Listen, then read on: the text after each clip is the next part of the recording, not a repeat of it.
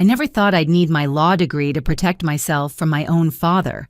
Standing in my grandmother's kitchen at 32, watching Dad and his new wife Sharon walk through my front door with predatory smiles, I felt my world tilt. "Pack your things, Natalie," Dad announced, tossing legal papers on my counter. "This house is mine now."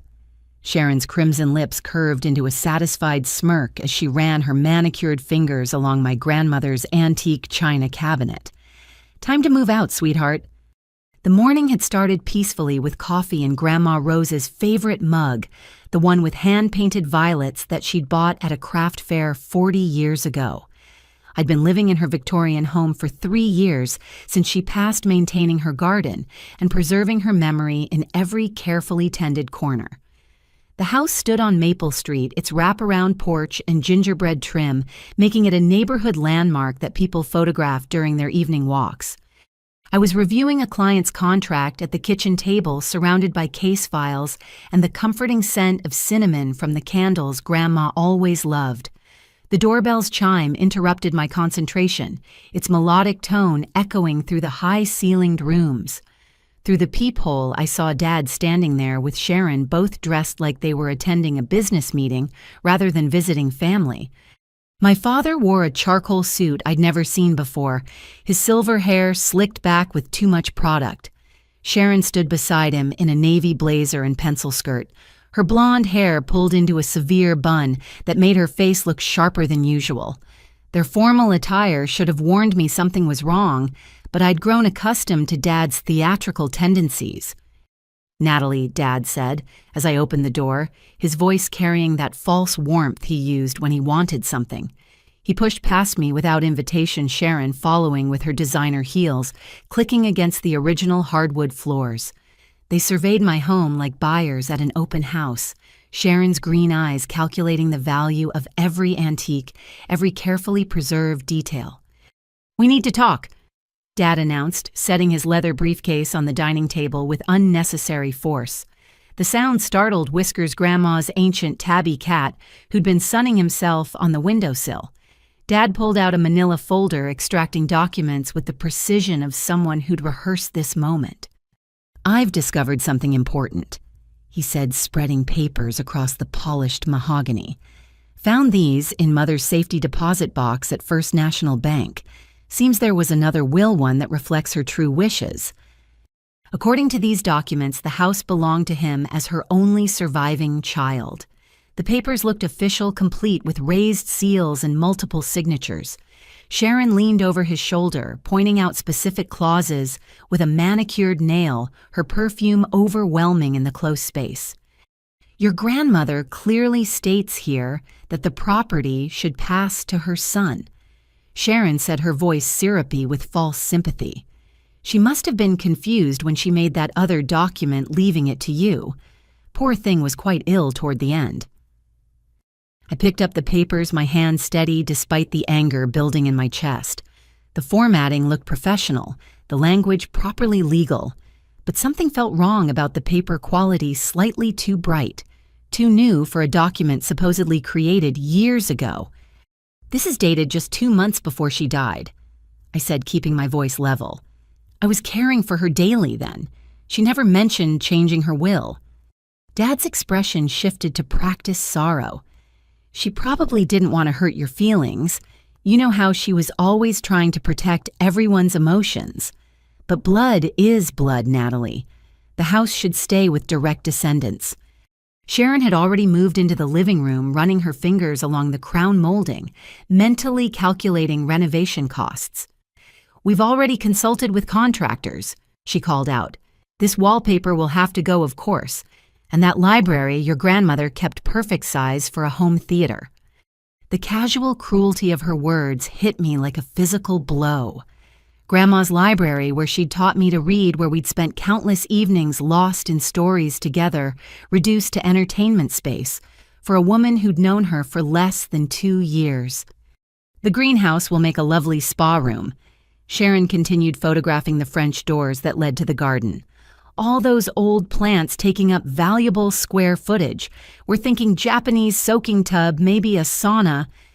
My grandmother's greenhouse, where she'd cultivated rare orchids and taught me about patience and growth, where her heritage tomatoes still grew from seeds passed down through generations. I watched Sharon document my home like a conquest, each photo another violation of sacred space.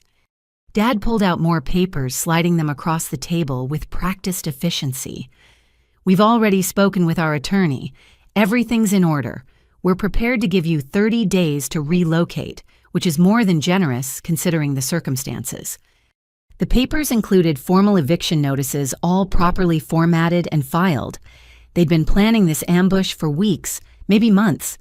Every visit Sharon had made, every seemingly casual question about the house's history, had been reconnaissance for this moment. You can't be serious. I said, though, the evidence of their seriousness lay spread across my grandmother's table like battle plans. It's already done. Dad replied, his mask of sympathy slipping to reveal satisfaction underneath. The locksmith is scheduled for next month. I suggest you start looking for apartments. Something downtown would suit you better anyway, closer to your law firm, more appropriate for a single woman your age. The condescension in his voice sparked memories of every time he'd diminished me, every achievement he'd ignored or belittled. But this wasn't about me anymore. This was about Grandma Rose and the sanctuary she'd created, the legacy she'd specifically wanted me to preserve. Sharon returned from her tour, her phone full of images and measurements. My daughter, Madison, needs a place to stay after her divorce, and my son, Brian, could use the garage apartment while he gets back on his feet. Family helps family, after all. The irony of her words wasn't lost on me. Here they were trying to steal my family home while preaching about family values. But something else caught my attention as I examined their documents more carefully. The notary seal looked slightly off-center, and the date stamp had the kind of crisp clarity that suggested modern printing, rather than the slight smudging of actual ink stamps. More telling was the paperclip holding everything together. It was bright silver, untarnished. Grandma had been particular about her office supplies, always using the brass clips she'd inherited from her own mother. This small detail, invisible to anyone who hadn't spent years working beside her at this very table, told me everything I needed to know. They'd made their first mistake, and I was just getting started. Sharon pulled out her phone again, this time showing me detailed renovation plans that made my stomach turn. The architectural drawings bore the logo of Pemberton Design, the most expensive firm in the city. They'd already invested serious money in their scheme, so confident in their forged documents that they'd begun the transformation of my grandmother's home before even setting foot inside today. The kitchen will be completely gutted, she explained, swiping through three-dimensional renderings. These old cabinets might look charming, but they're not practical. We're thinking Italian marble, perhaps some smart appliances. Your grandmother's style was quaint, but it's time to bring this place into the 21st century. Those cabinets had been built by my great-grandfather, each door carefully carved with botanical motifs that matched the garden outside. Grandma had taught me to make pie crust on that worn wooden counter, her hands guiding mine, as we rolled out dough for Sunday dinners. Dad settled into what had been Grandpa's chair, a calculated move that wasn't lost on me. I know this is difficult, he said, adopting his reasonable father tone. But you have to understand, maintaining a property like this is expensive. The taxes alone would eat up most of your salary. Sharon and I are in a better position to preserve the family asset. Preserve it by destroying everything that makes it special. I couldn't keep the edge out of my voice. Modernizing isn't destroying, Sharon interjected, her tone suggesting she was speaking to a child. We'll maintain the historical facade, of course. The neighborhood association requires it. But the interior needs a complete overhaul. That ancient heating system, the original plumbing, it's all a disaster waiting to happen. I knew for a fact that Grandma had updated all the major systems 5 years ago, spending a considerable sum to ensure everything was safe and efficient while maintaining the house's character. Sharon either didn't know this or was counting on me being too emotional to contradict her lies. Besides, Dad added, you're hardly ever here with your busy career. The house sits empty most days. Sharon works from home, so there would always be someone here to appreciate it. Another lie. I worked from home 3 days a week specifically so I could tend the garden and maintain the house properly. My home office occupied the sunroom where Grandma had taught me to paint watercolors, the light still perfect for detailed work. Sharon had moved to the china cabinet, now examining the collection of depression glass that Grandma had accumulated over decades of estate sales and flea markets. Some of these pieces might be worth keeping, she mused. The rest can go to auction. No point hoarding all this clutter. Each piece had a story. The green candy dish bought on Grandma's honeymoon, the amber platter that had held every Thanksgiving turkey for 50 years, the cobalt blue vases that Grandma filled with roses from her garden every summer. To Sharon, they were just objects to monetize. I've already arranged for an estate sale company to evaluate everything, she continued. They'll be here next week to start cataloging. You can keep any personal items you want, of course. We're not heartless. The casual assumption of ownership, the way she'd already scheduled strangers to paw through my grandmother's treasures, made my hands clench into fists. But I forced myself to remain calm, to think like the lawyer I was, rather than the granddaughter they were trying to dispossess. You mentioned you found these documents in a safety deposit box, I said, keeping my tone conversational. Which bank I'll need to verify that for my records? Dad's eyes flickered with something that might have been uncertainty. First National Downtown Branch, box number 543. The bank manager can confirm I'm listed as a signatory. Another lie. Grandma had banked with Community Trust, the small local bank that had held her accounts for 60 years.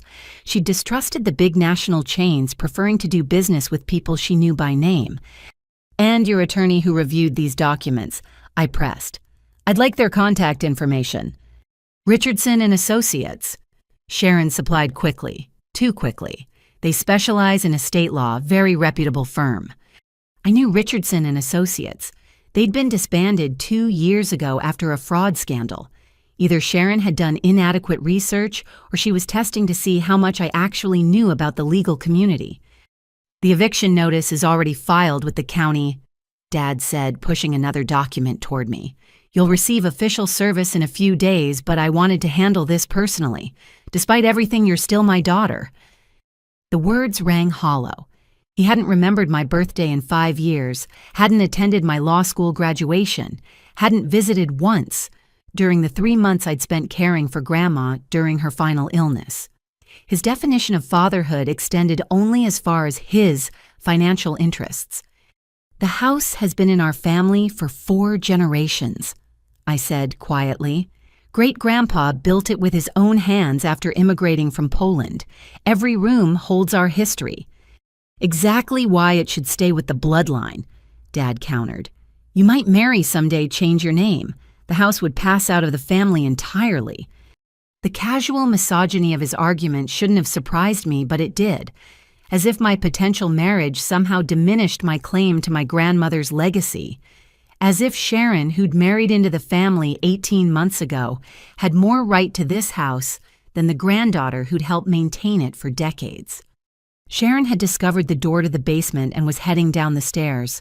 Oh, this space is completely wasted, her voice echoed up. We could put in a wine cellar, maybe a home gym. All these shelves of canning jars and preserves. Honestly, who does that anymore? I did. Every August, I continued Grandma's tradition of putting up tomato sauce pickles and jam from the garden's harvest. The basement shelves held 3 years of my efforts, plus some of Grandma's last batches that I couldn't bear to open. The property value alone makes this worthwhile, Dad said, apparently abandoning any pretense of sentiment. The neighborhood's been gentrifying. That new development 2 blocks over sold units for triple what Mother paid for this place. We'd be fools not to capitalize on the market. There it was, not preservation or family legacy, just pure greed dressed up in legal documents. But he'd revealed more than he intended. If they were planning to sell to developers, they'd need clear title, no challenges or complications. My very existence in the house complicated their plans. So, you're planning to sell? I asked, letting disappointment color my voice while mentally cataloging their admissions. Not immediately, Sharon said, returning from the basement with cobwebs in her hair. We'll live here for a while, establish residency. Makes the capital gains situation more favorable. Plus, I've always wanted a historical home. The Instagram potential alone is worth it. She pulled out her phone again this time, showing me her social media accounts. Thousands of followers watching her curated life, every moment staged for maximum impact. I could see the future she envisioned my grandmother's home reduced to a backdrop for sponsored content and lifestyle blogging. We'll need you out by the 15th of next month, Dad said, checking his phone calendar.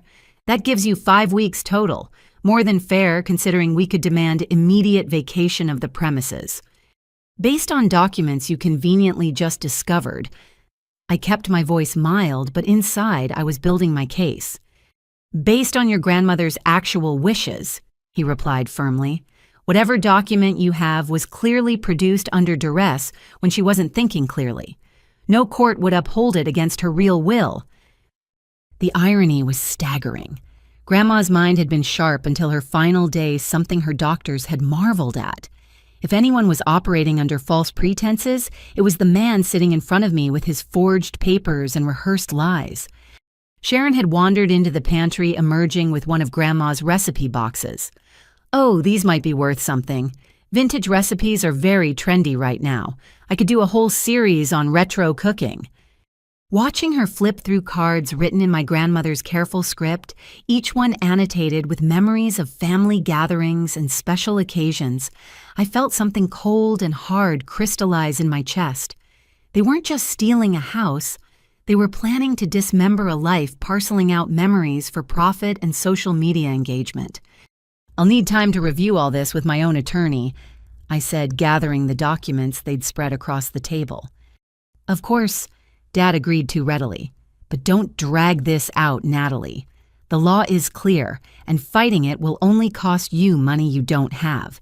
Accept the situation gracefully, and we might be able to help with your moving expenses. The condescension dripped from every word.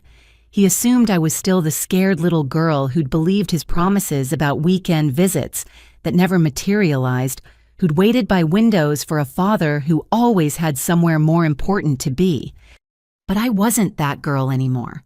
I was a lawyer who'd graduated summa cum laude, who'd won cases against opponents with far more experience, who'd learned from the best teacher of all, a grandmother who'd fought for everything she'd built. As they prepared to leave, Sharon paused at the door. Oh, I almost forgot. We'll need all the keys, including any spares. And the alarm code, garage door opener, all of that. Make a list, would you? She spoke as if I were already a former tenant, someone whose access to my own home was a temporary courtesy rather than a right. Dad nodded approvingly, adding, and start forwarding your mail. We don't want any confusion once the transition happens.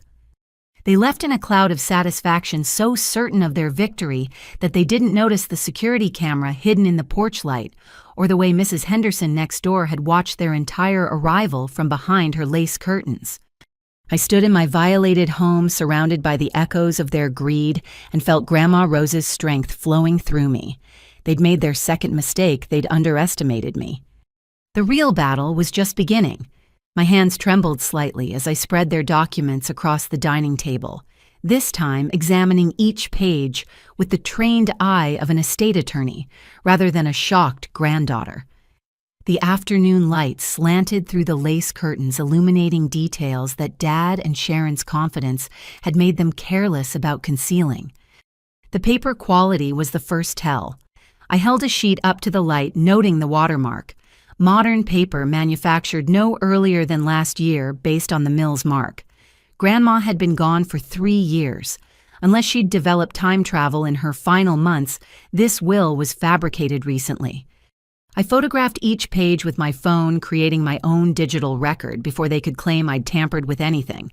The formatting contained subtle anachronisms, too. The font was Times New Roman, but Grandma's attorney, Mr. Harrison, had always used Garamond for official documents. A small detail, but lawyers were creatures of habit. The signature line troubled me most. It resembled Grandma's handwriting but lacked the slight tremor that had developed in her final years. Whoever had forged this had practiced on older samples, not realizing her penmanship had evolved with age and arthritis. My laptop was already open on the table, and I began researching Richardson and Associates. As I'd suspected, the firm had dissolved in disgrace 24 months ago. The managing partner was currently serving time for fraud. If Sharon had actually consulted them, it would have been through prison glass. Next, I pulled up the county recorder's website. The eviction notice Dad claimed to have filed should appear in the system within hours of submission. I searched every variation of our names and address. Nothing. Another lie, though, probably one they intended to make true soon enough. The doorbell interrupted my investigation. Through the peephole, I saw Mrs. Henderson, my grandmother's best friend and our neighbor for 40 years. She held a casserole dish, the universal suburban symbol of concern and support.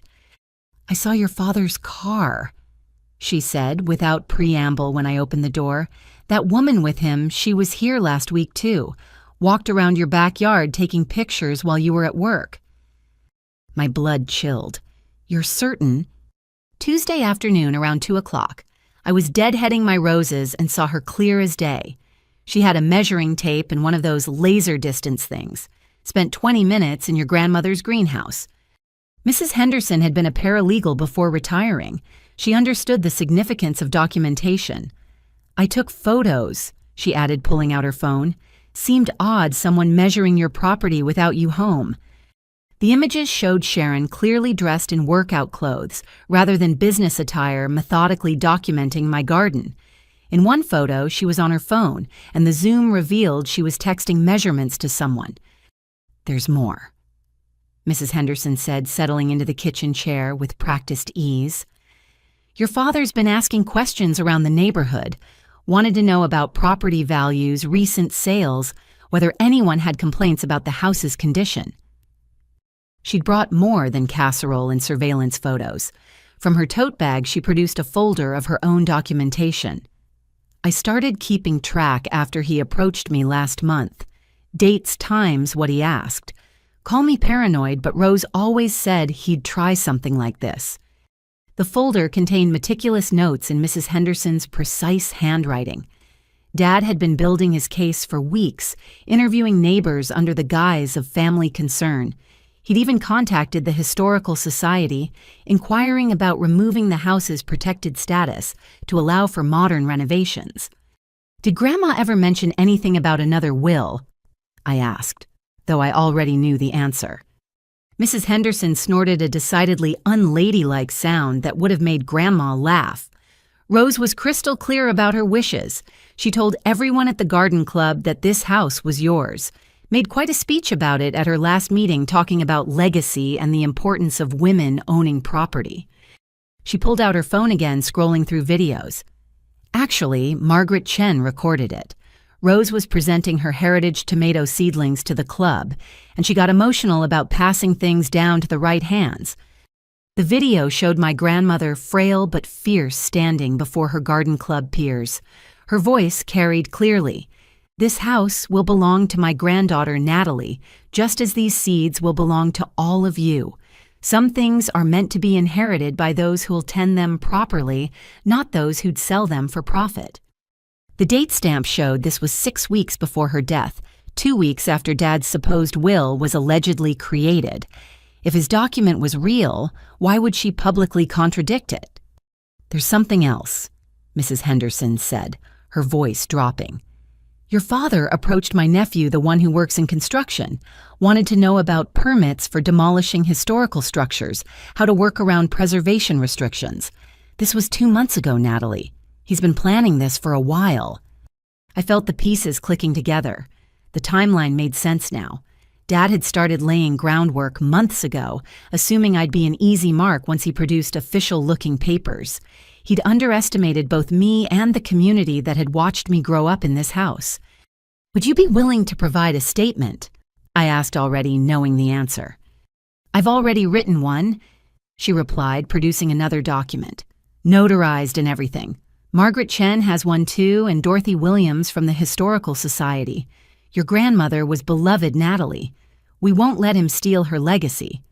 After Mrs. Henderson left, promising to rally more neighbors, I returned to my investigation. The forged will contained other inconsistencies.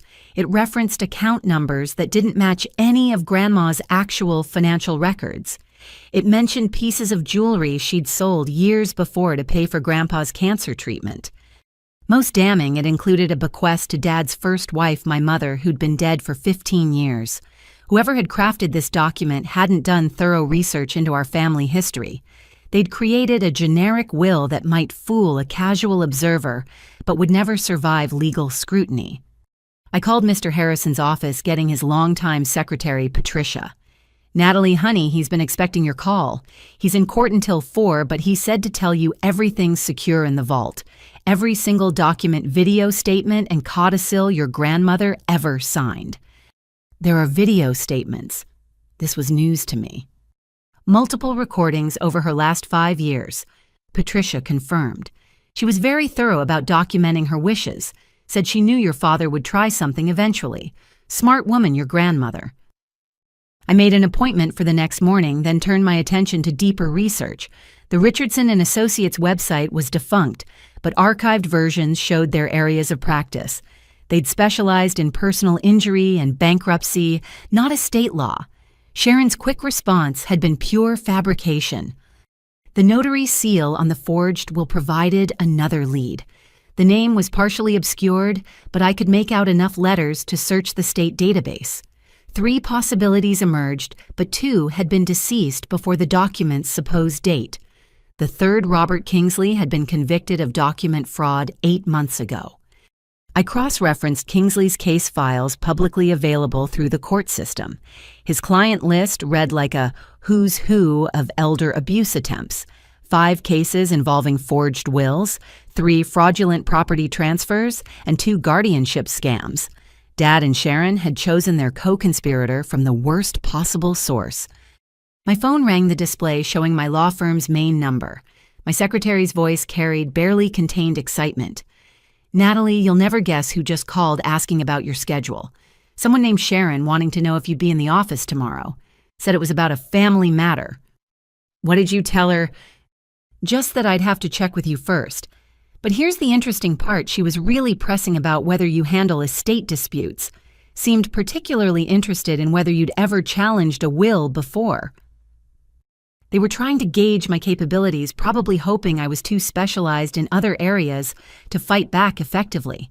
They had no idea that estate law, particularly elder protection, had become my specialty after watching Grandma navigate the legal system to protect her assets from Dad's previous schemes.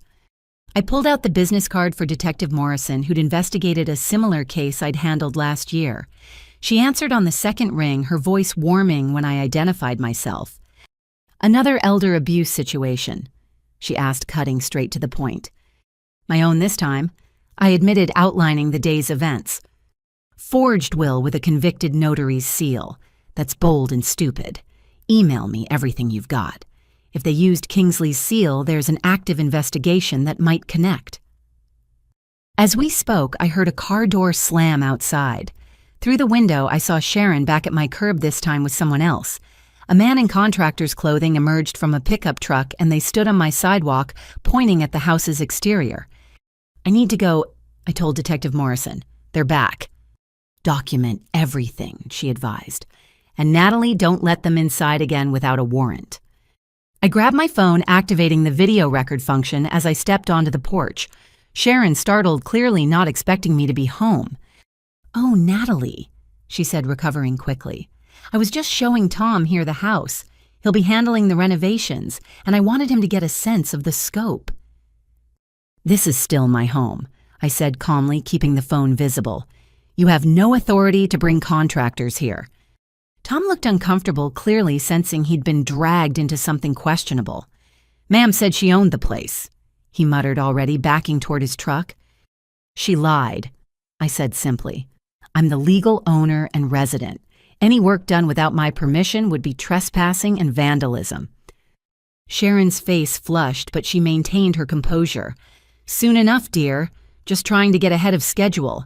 Time is money in construction. Tom was already in his truck engine running. He rolled down the window just long enough to tell Sharon he'd need to see proper ownership documents before returning. Smart man. "You're making this harder than necessary," Sharon said once we were alone. "Your father's offer to help with moving expenses won't last forever.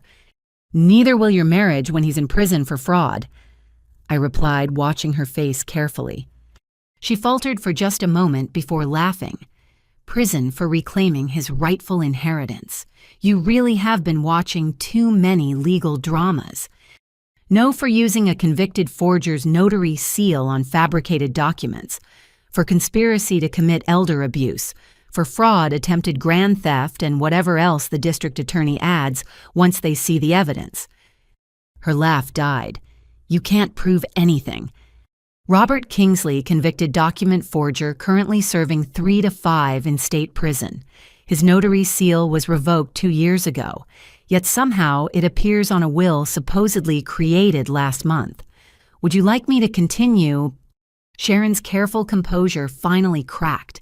She practically ran to her car, fumbling with her keys. As she drove away, tires squealing slightly on the turn, I saw her frantically pressing her phone to her ear, calling Dad no doubt to report that their plan faced more resistance than expected. Back inside, I uploaded everything to a secure cloud server, creating multiple backups of every document, photo, and video. Then I called my best friend from law school, Jamie Chen, who now worked in the prosecutor's office. "Elder abuse forged documents and your own father." Jamie whistled low. "Girl, you know how to make life interesting. Send me everything. I'll walk it over to the elder abuse unit personally." The sun was setting, painting Grandma's living room in shades of gold and rose. I sat in her favorite chair, whiskers purring in my lap, surrounded by evidence of Dad's betrayal and neighbors' loyalty. The house felt different now, not just a home, but a fortress I was prepared to defend. Tomorrow would bring meetings with Mr. Harrison, conversations with prosecutors, and probably more confrontations with Dad and Sharon. But tonight I drew strength from the walls that had sheltered 4 generations of my family. They'd made their 3rd mistake. They'd given me time to prepare. The antique desk in Grandma's study had belonged to her father, crafted from solid oak with secret compartments he'd designed himself. As a child, I'd watched Grandma retrieve treasures from those hidden spaces, making each discovery feel like magic. Now my fingers found the familiar catch beneath the 2nd drawer, revealing the compartment where she'd kept her most important documents. The original will was there, along with something I hadn't expected, a manila envelope marked, "For Natalie, open only if he tries." My grandmother's foresight sent chills down my spine as I broke the seal she'd placed there 3 years ago. Inside was a smaller envelope containing a DVD and a letter in Grandma's distinctive handwriting. "My dearest Natalie, if you're reading this, your father has finally made his move. I've been expecting it since the day I changed my will. The enclosed video contains everything you need to protect yourself and our home. Remember, sunshine courage isn't the absence of fear, it's acting despite it. All my love, Grandma Rose." My hand shook as I inserted the DVD into the laptop.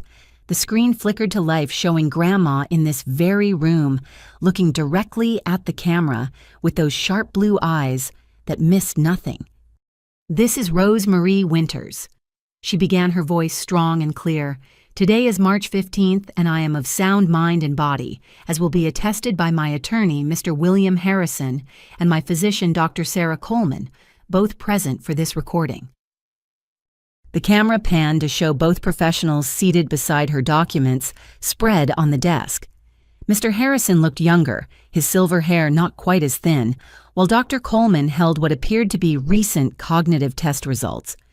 Grandma continued, "I am recording this to prevent any challenges to my will dated January 10th of this year, which leaves my home at 427 Maple Street to my granddaughter Natalie Marie Winters.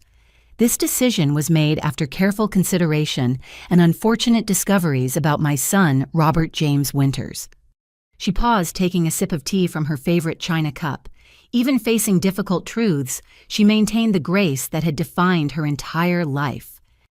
My son Robert has over the course of many years stolen from me. I have documented evidence of forged checks, unauthorized credit card usage, and the theft of several valuable items from this home. The total amount exceeds $70,000, though I suspect the true figure is higher. Mr. Harrison spoke up. Mrs. Winters has provided me with bank statements, forged documents, and receipts proving these allegations. Everything has been preserved for legal purposes. Grandma nodded before continuing. 6 months ago, Robert attempted to have me declared mentally incompetent. He filed paperwork with the court claiming I was unable to manage my affairs. This was while I was still driving, managing my investments, and hosting weekly bridge games where I consistently won against opponents 30 years younger. Dr. Coleman interjected, Mrs. Winters underwent comprehensive cognitive testing at my practice. She scored in the 98th percentile for her age group. There is absolutely no indication of diminished capacity. The video continued for another 20 minutes detailing Dad's schemes with dates, amounts, and evidence. But the most shocking revelation came near the end. I hired a private investigator, Mr. James Thornton, to look into Robert's activities. Grandma said. What he discovered went beyond simple theft.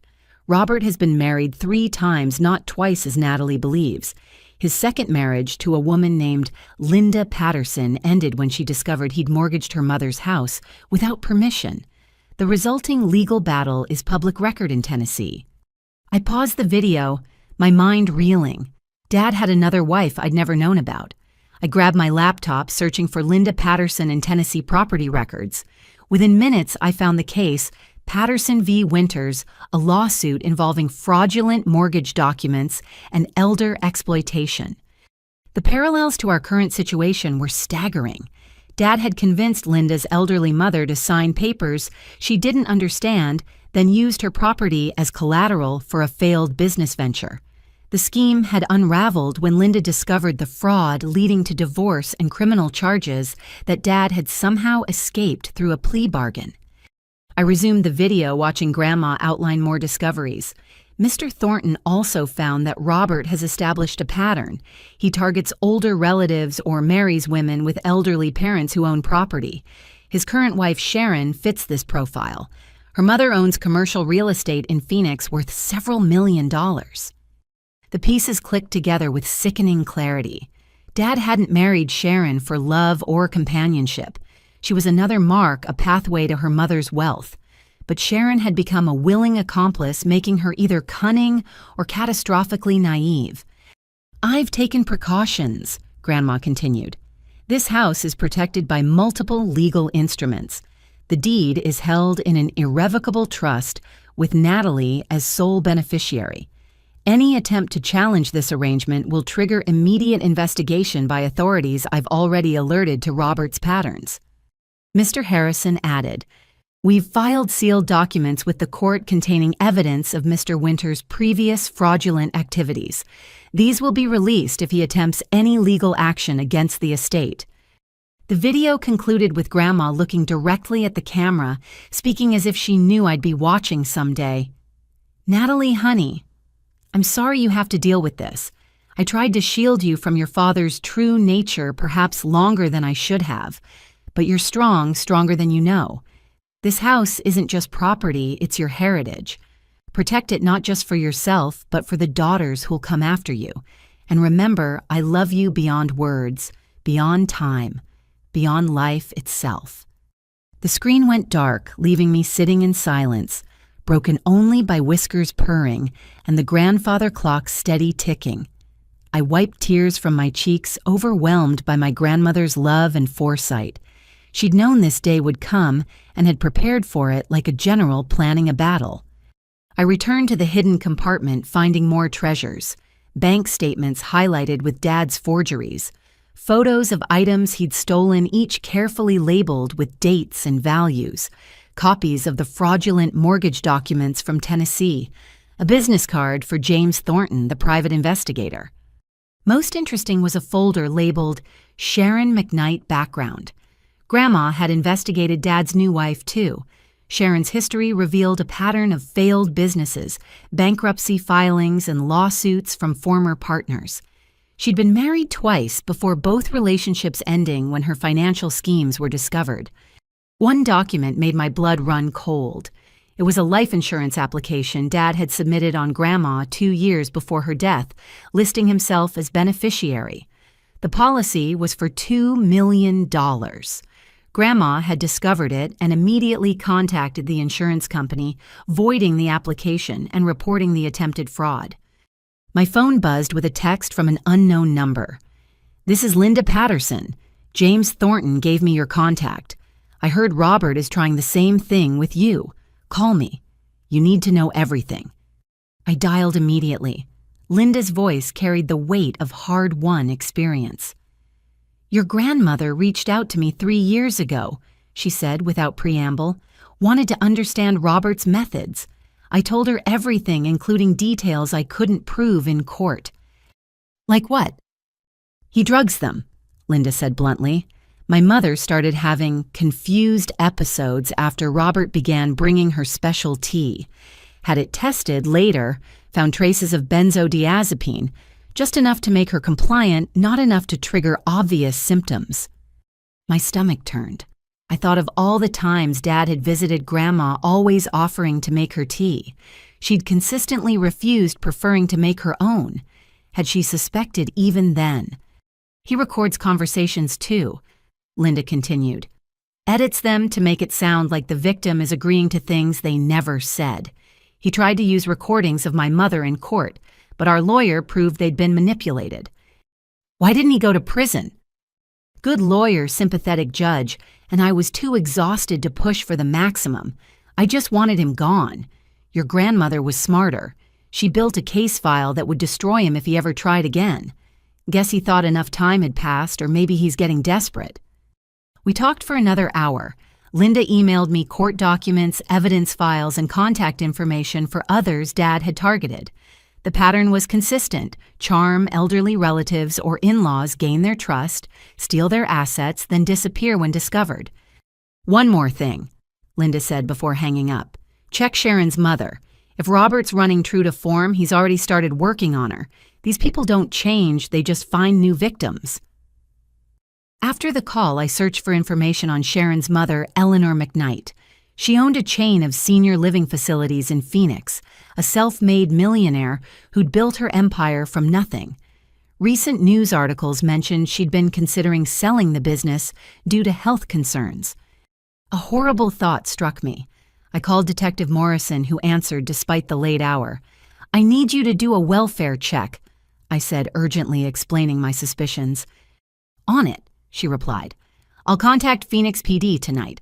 If your father's targeting another elderly victim, we need to move fast." I spent the next 2 hours organizing everything into a comprehensive file.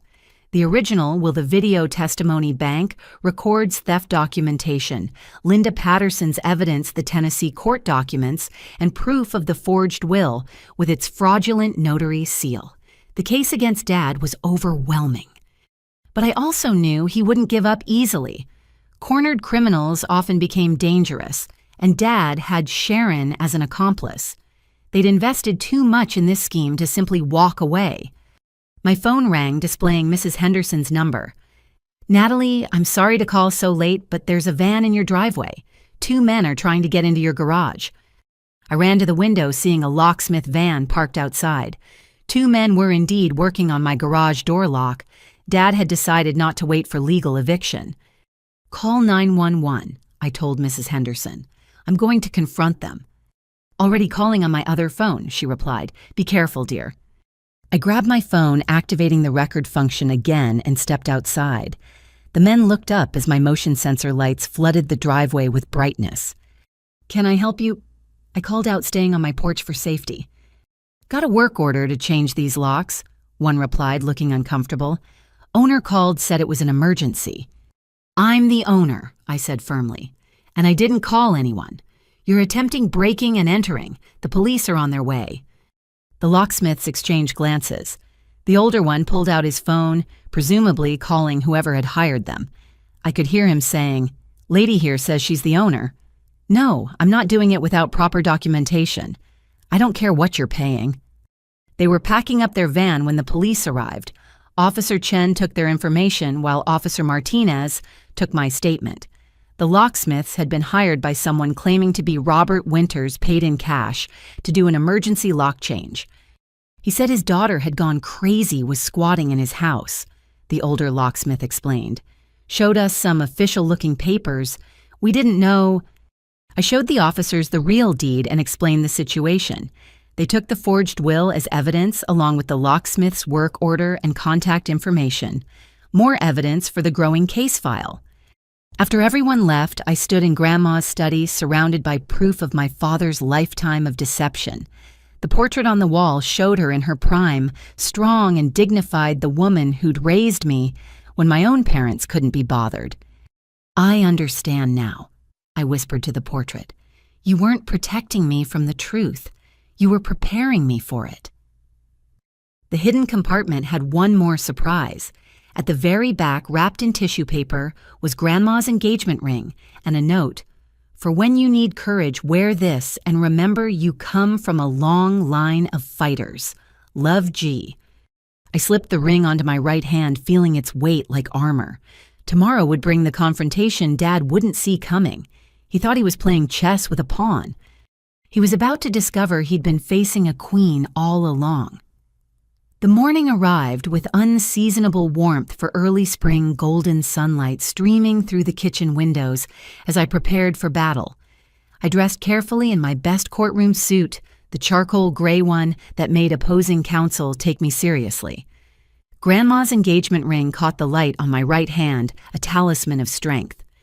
Mr. Harrison's office occupied the top floor of a Victorian building downtown, its windows overlooking the river. I'd been here many times with Grandma, but never for something this personal. Patricia greeted me with a warm hug and knowing eyes. He's waiting for you, she said, leading me to the familiar conference room. And Natalie Rose would be so proud of how you're handling this. Mr. Harrison stood as I entered his presence, commanding despite his 78 years. The conference table held several boxes of files, each meticulously labeled in his precise handwriting. I've been preparing for this day since your grandmother first voiced her concerns, he began without preamble. Everything is here. Original documents, certified copies, video testimonies, and some surprises even you don't know about. He pulled out a tablet, queuing up a video. This was recorded 1 week before Rose passed. She insisted on making one final statement. Grandma appeared on screen, frailer than the earlier recording, but with eyes still sharp as crystal. She was in her hospital bed but had clearly prepared for this moment, wearing her favorite pearl necklace and soft pink bed jacket. My darling Natalie. She began, her voice weaker but determined. If you're watching this, I'm gone, and Robert has shown his true colors. There's something I never told you. Something I should have shared long ago. She paused, gathering strength. Your father has been stealing from our family since he was 16. It started small change from my purse items from your grandfather's workshop sold to pawn shops. We tried to help him therapy counseling, even a stint in military school. Nothing worked. The revelation hit me hard. Dad's crimes went back decades, a lifetime of taking from those who loved him most. When you were born, Grandma continued, I hoped fatherhood would change him. For a brief time, it seemed to work. But after your mother died, he reverted to his old patterns worse than before. He saw her life insurance as a windfall rather than a tragedy. My throat tightened. Mom had died when I was 5, a car accident that left me with fragmented memories of warmth and laughter. Dad had used her death for profit. I've left instructions with Mr. Harrison, Grandma said. Use everything. Hold nothing back. Robert chose his path long ago, and Sharon has chosen to walk it with him. Protect what I've built, protect yourself, and know that I love you beyond measure. The video ended with Grandma blowing a kiss to the camera. Mr. Harrison gave me a moment to compose myself before speaking. Your grandmother was meticulous in her preparations, he said, opening the first box. Here's the original will properly executed with 3 witnesses and video documentation. Here's the deed transfer to the irrevocable trust. Here are the forensic accounting reports showing Robert's thefts over the years. Each document told a story of betrayal and careful protection. Grandma had built legal walls around her assets, specifically designed to withstand the assault she knew would come. "Now," Mr. Harrison said, pulling out his phone, "shall we call your father's supposed attorney Richardson and Associates, wasn't it?" He dialed the number on speaker. A recorded message played, "The number you have reached has been disconnected. Richardson and Associates was dissolved by court order. If you have been a victim of document fraud—" "Just as we suspected," he said, making notes. "Now let's call the real player in this game." He dialed again, this time reaching the State Bar Association. After identifying himself and explaining the situation, he was transferred to the ethics department. "Yes, we're investigating a case of possible fraud involving forged estate documents," he said. "The opposing party claims representation by Richardson and Associates. Yes, I'm aware they were disbanded. The documents bear a notary seal from Robert Kingsley, currently incarcerated, yes." The investigator on the other end promised immediate action.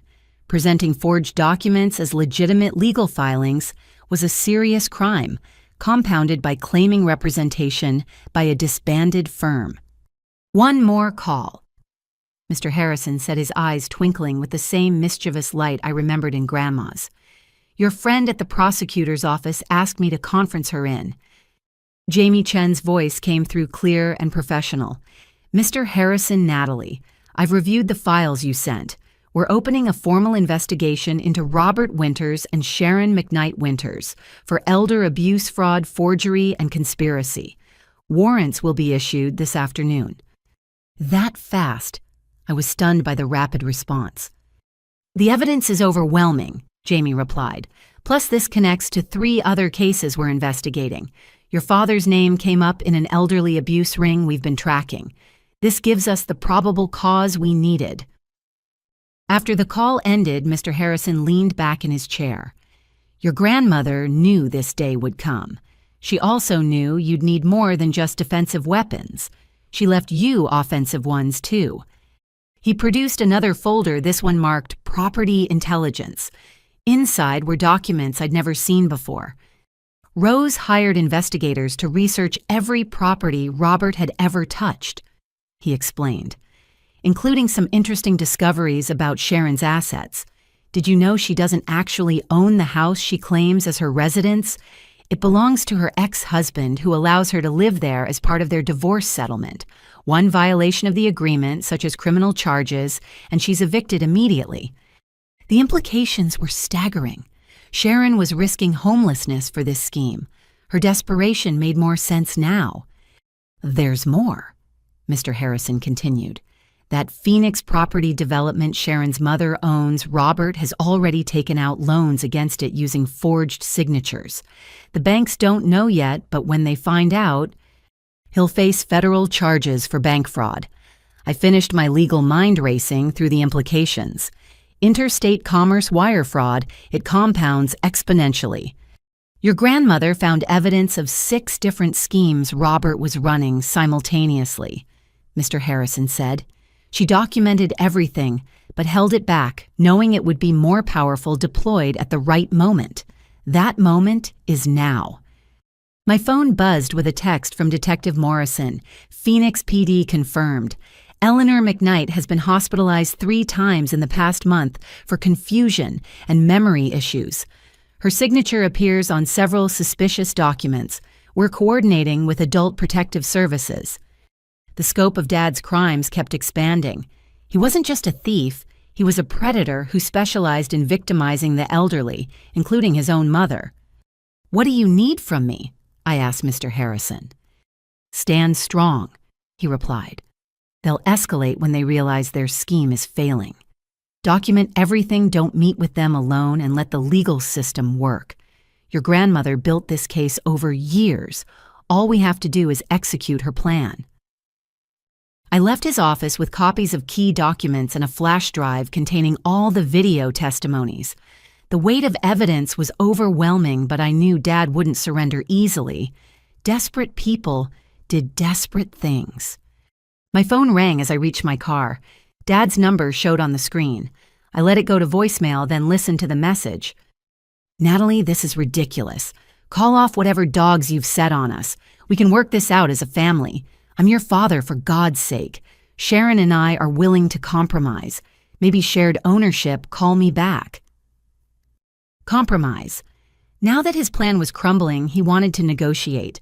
But you can't compromise with someone who sees you only as an obstacle to profit.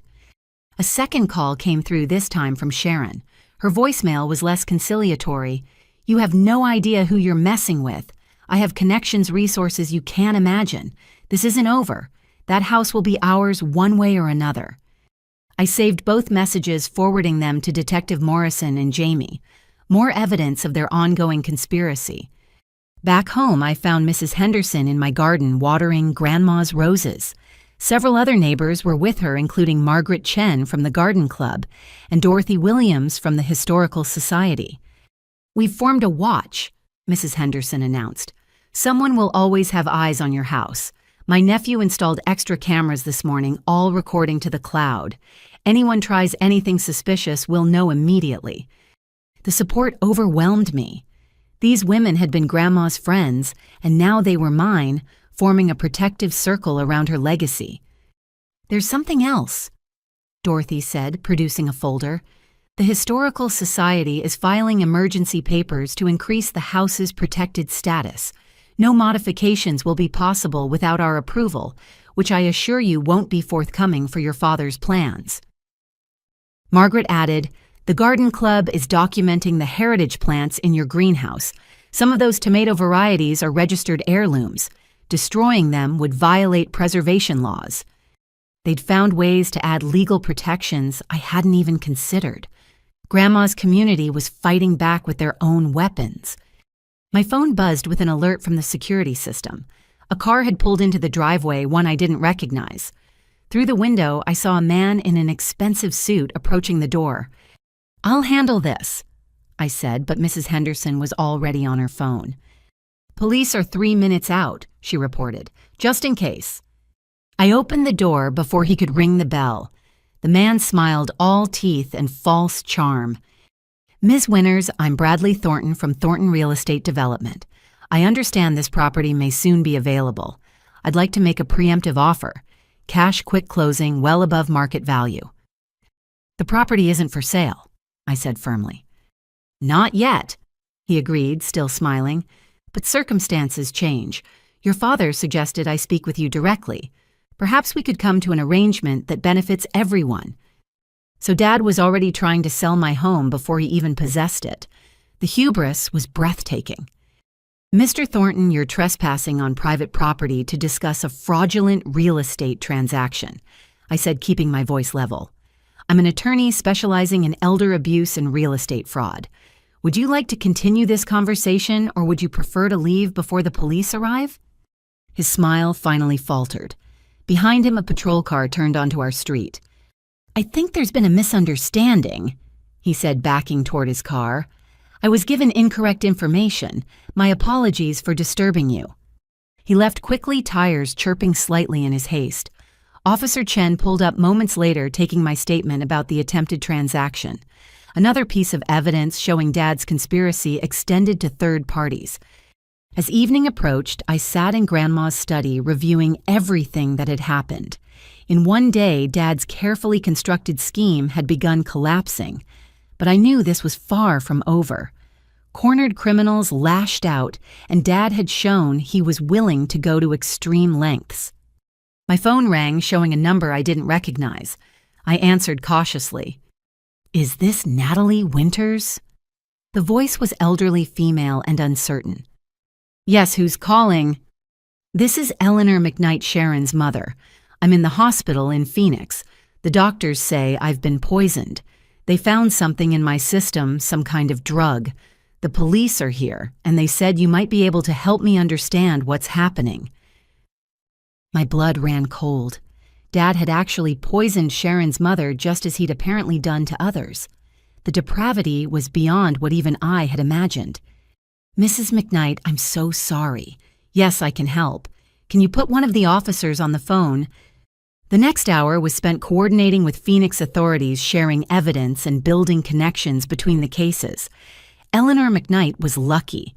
She'd survived what could have been a fatal scheme. Others might not have been so fortunate. As night fell, I walked through the house checking locks and alarms. The neighbor's watch was in effect, porch lights on up and down the street in a show of solidarity. Grandma's house stood strong, protected by love, law, and community. But I knew tomorrow would bring new challenges. Dad and Sharon were still free, still desperate, and still dangerous. The real battle was just beginning. The next morning arrived with an unexpected cold snap frost glittering on Grandma's garden, like scattered diamonds. I'd barely slept, my mind racing through legal strategies and possible scenarios. At 6 a.m., my phone buzzed with a message from Jamie Chen. Warrant signed, arrests happening this morning. Stay home, stay safe. I made coffee in Grandma's kitchen using her routine as an anchor. Grind the beans, heat the water to exactly 195 degrees, pour slowly in circles. The familiar ritual calmed my nerves as I prepared for what promised to be a difficult day. By 7:30, I was dressed in another power suit, this one navy blue with subtle pinstripes. I retrieved my law license from the wall, polishing the frame until it gleamed. Something told me I'd need its symbolic weight today. The doorbell rang at exactly 8 o'clock. Through the peephole, I saw Dad and Sharon, but this time they weren't alone. A man I didn't recognize stood with them, tall and imposing, in a black suit that screamed enforcer rather than attorney. I activated the security system's recording function and opened the door, keeping the chain engaged. "Can I help you?" Cut the act, Natalie. Dad snapped his mask of paternal concern, completely gone. "This is Marcus Webb, our security consultant. We're here to collect what's ours." Marcus Webb stepped forward, his presence meant to intimidate. "Ms. Winters, I specialize in property recovery. Your father has hired me to ensure a smooth transition. It would be best if you cooperated." Property recovery. I kept my voice steady despite my racing heart. "You mean you're a hired thug who helps people steal houses?" His jaw tightened. "I'm a licensed security professional. Now, are you going to open this door, or do we need to explore other options?" The threat was barely veiled, but I'd dealt with bullies in courtrooms. "Mr. Webb, are you aware that presenting fraudulent documents to claim property is a felony? That conspiracy to commit fraud carries mandatory prison time? That threatening a homeowner on their own property is criminal intimidation?" "We have legal documents," Sharon interjected, but her voice lacked yesterday's confidence. "Forged documents created with a convicted criminal's notary seal," I countered. "The police and FBI are already investigating. Your arrest warrants were signed this morning." That was a calculated gamble. Jamie had said arrests were happening, but hadn't specified when. The effect was immediate. Marcus Webb stepped back, his intimidating posture shifting to self-preservation. "You told me this was legitimate," he said to Dad, real anger in his voice. Dad tried to maintain control. "She's lying, trying to scare you off. I'm the rightful owner. The documents are real." I lifted my law license, holding it where they could see it clearly. "I'm Natalie Winters, attorney at law, specializing in estate litigation and elder abuse prosecution. Bar number 47916. I've personally prosecuted 17 cases of property fraud in the last 3 years with a 100% conviction rate." Sharon's face had gone pale. "You specialize in what?" "Elder abuse prosecution," I repeated slowly, "including cases where adult children attempt to steal their parents' property through forged documents. Cases exactly like this one." Marcus Webb was already moving toward the street. "I'm out," he announced. "This isn't what I signed up for. You want to tangle with a prosecutor, do it without me." "We're paying you," Dad shouted after him. "Not enough for federal time." Webb shot back, getting into his car and driving away without another word. The loss of their enforcer shifted the dynamic. Dad's face flushed with rage while Sharon seemed to shrink into herself. "You think you're so smart," Dad snarled. "Just like your grandmother, always thinking you're better than everyone else." "I learned from the best," I replied. Grandma taught me to document everything, verify every claim, and never trust someone who's stolen from family before. I never stole anything. The lie came so easily to him. Tennessee, 2015, I said calmly. Linda Patterson's mother, Arizona, 2019, Sharon's mother. Should I continue? I have the case files for all of them. Sharon turned to Dad, her voice shaking. You said Tennessee was a misunderstanding. You said Linda was lying. She was lying. Dad insisted, but his desperation was showing. I pulled out my phone, showing them the screen. This is Linda Patterson's number. Would you like to call her yourself? Sharon, ask her about the forged mortgage documents, the drug tea, the elderly woman who almost lost her home.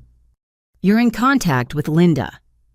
Dad's face went from red to white. And Maria Gonzalez from Tucson, and Patricia Kim from Sacramento. Oh, and Eleanor McKnight called me yesterday from her hospital bed in Phoenix.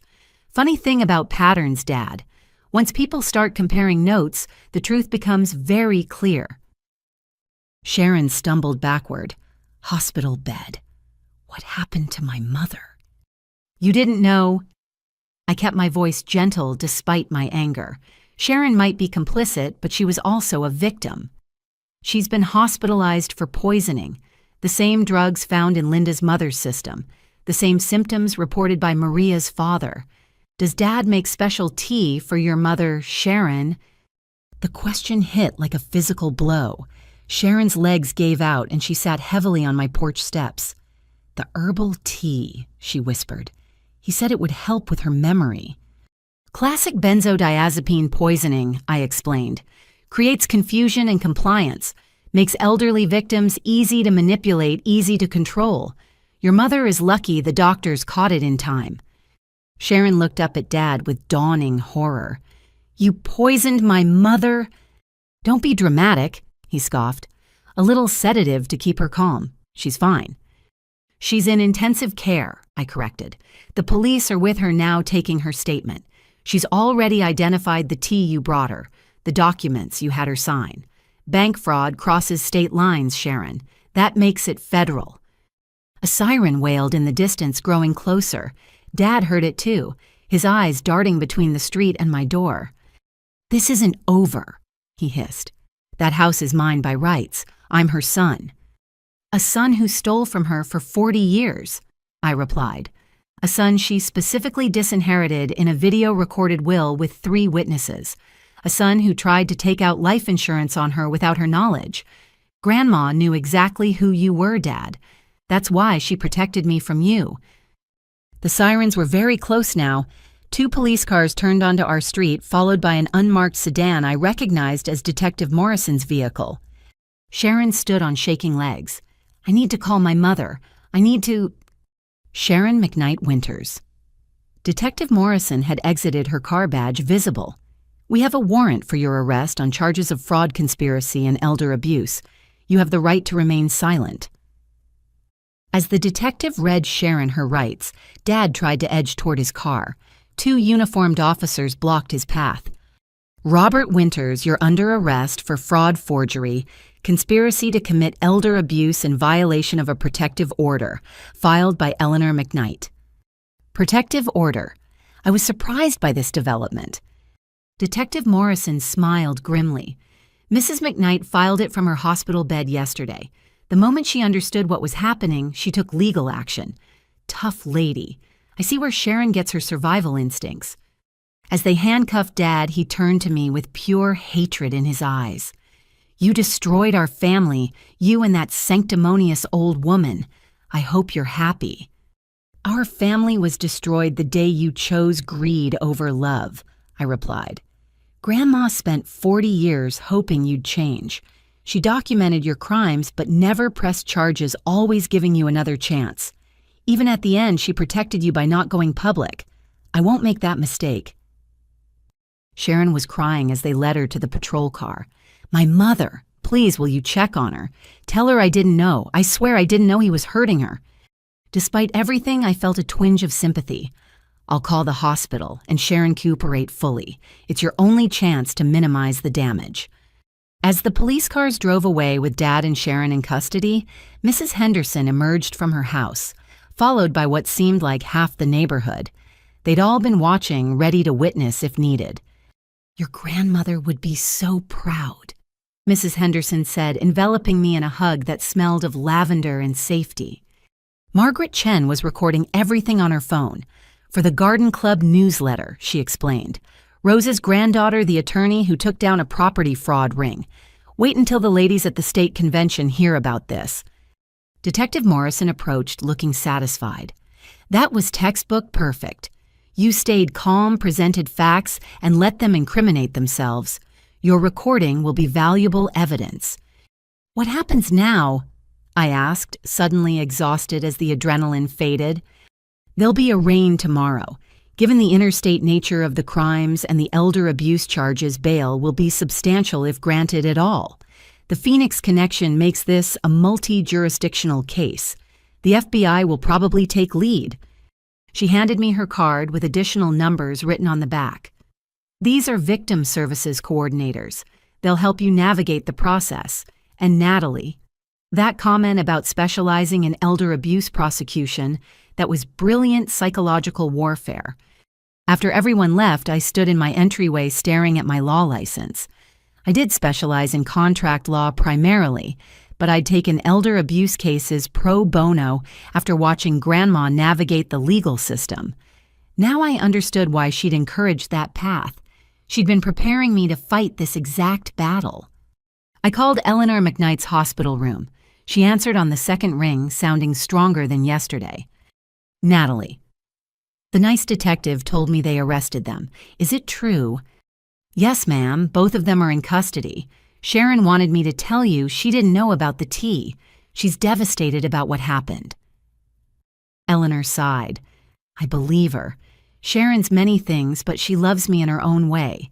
That man, though, he's a special kind of evil, pretending to care while poisoning me slowly. The doctors say I could have died if it had continued." We talked for 20 minutes. Eleanor was already working with prosecutors determined to see justice done. She mentioned liquidating her Phoenix properties to prevent any future schemes, planning to put everything in a trust her daughter couldn't touch. "Your grandmother warned me," Eleanor said before we hung up. "Last year, she called out of the blue, said she'd heard Robert was dating someone with an elderly mother who owned property. Told me to be careful. I should have listened better." Even from beyond the grave, Grandma had tried to protect others from her son's predation. Her network of defense extended far beyond just our family. As night fell, I sat in Grandma's chair with whiskers purring in my lap. The house felt different now, lighter somehow, as if a dark cloud had finally lifted. The danger wasn't completely over. There would be trials, testimony, and probably more schemes from Dad, even behind bars. But the immediate threat had passed. I looked at Grandma's portrait, raising my coffee cup in a toast. "We did it," I whispered. "Just like you planned. The house is safe, and he can't hurt anyone else's grandmother now." The phone rang, showing Jamie Chen's number. "Natalie, you need to know something. We found evidence in your father's car. Lists of elderly people with property research on their health conditions, their family situations. He was building a database of future victims." The scope of Dad's evil continued to expand. He hadn't just been an opportunistic thief, but a systematic predator, treating elder abuse as a business model. "There's more," Jamie continued. "We found a life insurance policy on you, taken out 6 months ago, forged signature. He was planning something, Natalie. Be very careful until he's sentenced and transferred to federal prison." The chill that ran down my spine had nothing to do with the evening temperature. Dad hadn't just wanted my house. He'd been positioning for a larger prize. The thought that my own father had contemplated my death for profit should have shocked me, but after everything I'd learned, it felt almost inevitable. I double-checked every lock, every window, every security sensor. Tomorrow would bring new challenges as the legal process unfolded. But tonight, I was safe in Grandma's fortress, surrounded by the love she'd built into every wall, every garden bed, every carefully preserved memory. The war might not be over, but we'd won the first battle decisively. and I was just getting started. The courthouse steps were slick with morning drizzle as I arrived for Dad and Sharon's arraignment. Jamie Chen met me at security, her expression professionally neutral, but her eyes warm with support. Media caught wind of the story, she warned as we walked toward the courtroom. Elder abuse ring, multiple states family betrayal, it's got all the elements they love. Don't be surprised if reporters approach you. Indeed, the hallway outside the courtroom buzzed with more activity than usual. I recognized a reporter from the local news, another from the state paper. They turned toward us like sharks scenting blood, but Jamie's prosecutorial presence kept them at bay. Inside the courtroom, I chose a seat where Dad and Sharon would see me clearly. Other victims had gathered too. Linda Patterson had flown in from Tennessee looking grimly satisfied. Maria Gonzalez sat with her adult children, tissues clutched in her weathered hands. Even Eleanor McKnight had insisted on attending wheelchair-bound, but fierce with determination. "All rise," the bailiff announced as Judge Patricia Hoffman took the bench. I knew her reputation fair but harsh on elder abuse cases after her own grandmother had been victimized by a caregiver.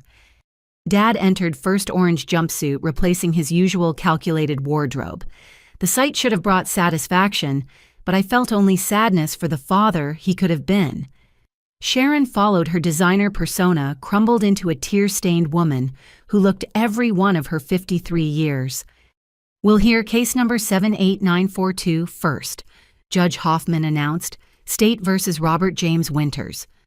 The prosecutor, a veteran named Michael Torres, outlined the charges with devastating efficiency. 15 counts of fraud, 8 counts of forgery, 6 counts of elder abuse, 3 counts of attempted murder by poisoning. The last charge made the gallery gasp. "Your Honor," Torres continued, "evidence suggests Mr. Winters administered controlled substances to elderly victims with the intent to cause death after securing their assets. 3 victims required emergency medical intervention. We consider him an extreme flight risk and danger to the community." Dad's public defender, looking overwhelmed, attempted damage control. "These charges are excessive, Your Honor.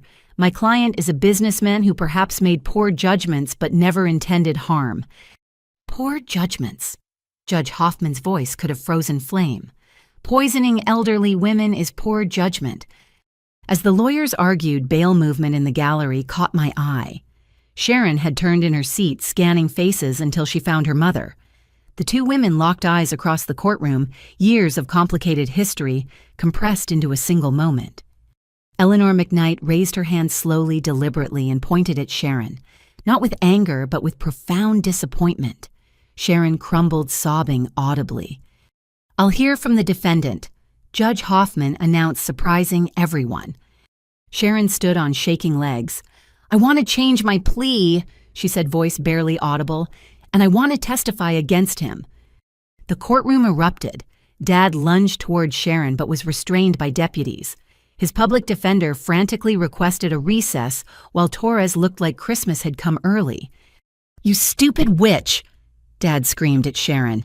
"I gave you everything, we were partners." "You used me to get to my mother," Sharon screamed back, finding her voice.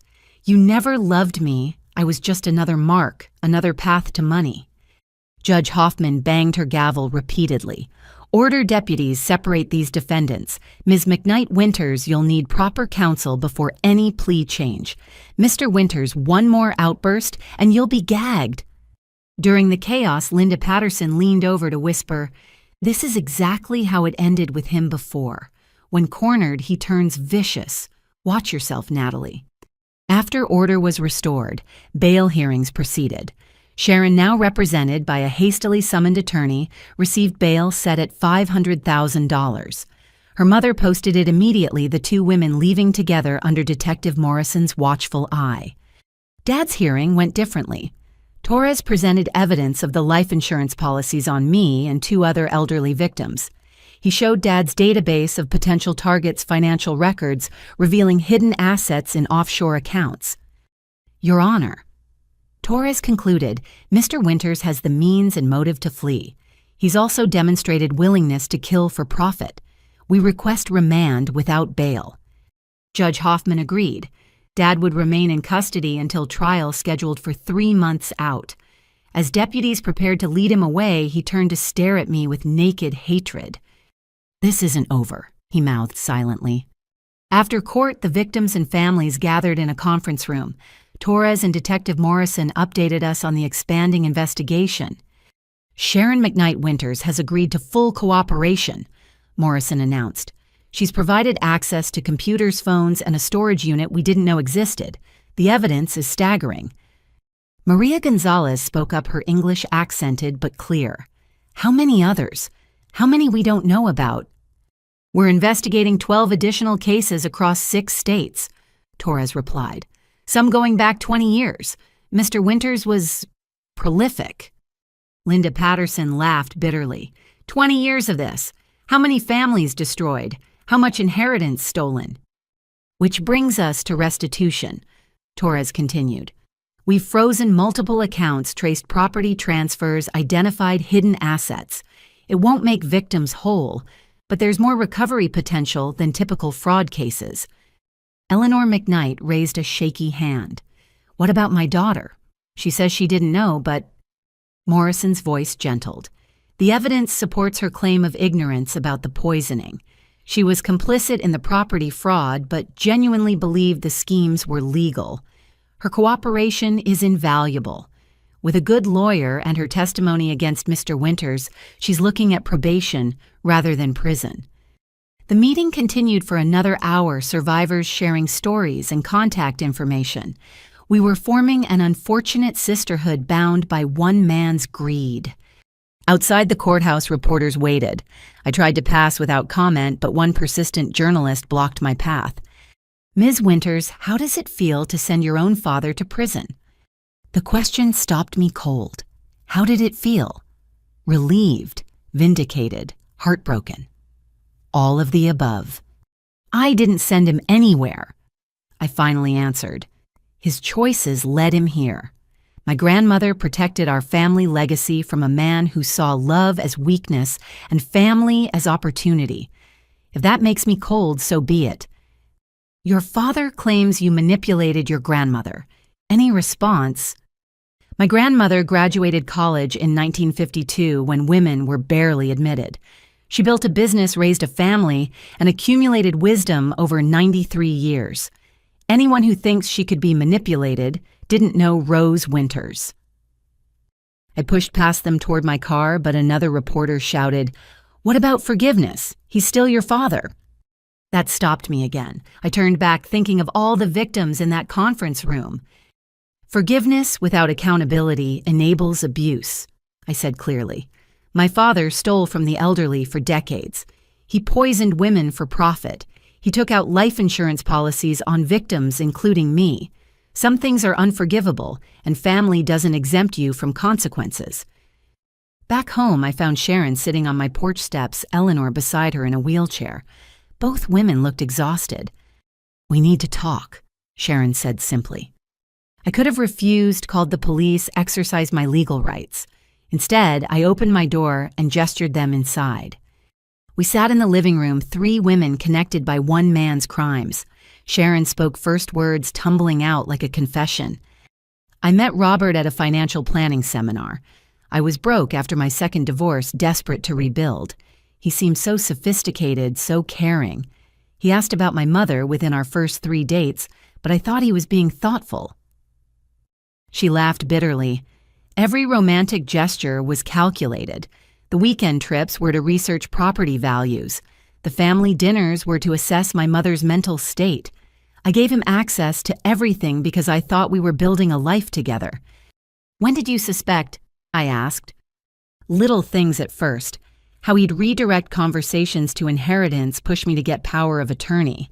But the real moment, when I found searches on his computer about benzodiazepine dosing in the elderly, I convinced myself he was researching for a relative. The truth was too horrible to accept. Eleanor reached for her daughter's hand. "We all see what we want to see. I liked Robert at first, too. Charming, attentive, always bringing those special teas. Even when I started feeling confused, I blamed my age rather than suspicion. He's done this so many times," Sharon continued. The prosecutor showed me files, photos, victim statements. The exact same pattern with every woman he married or dated. I wasn't special.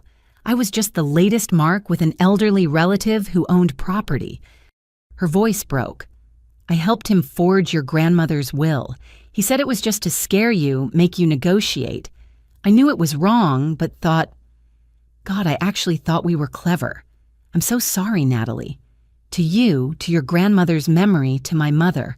I'm so sorry.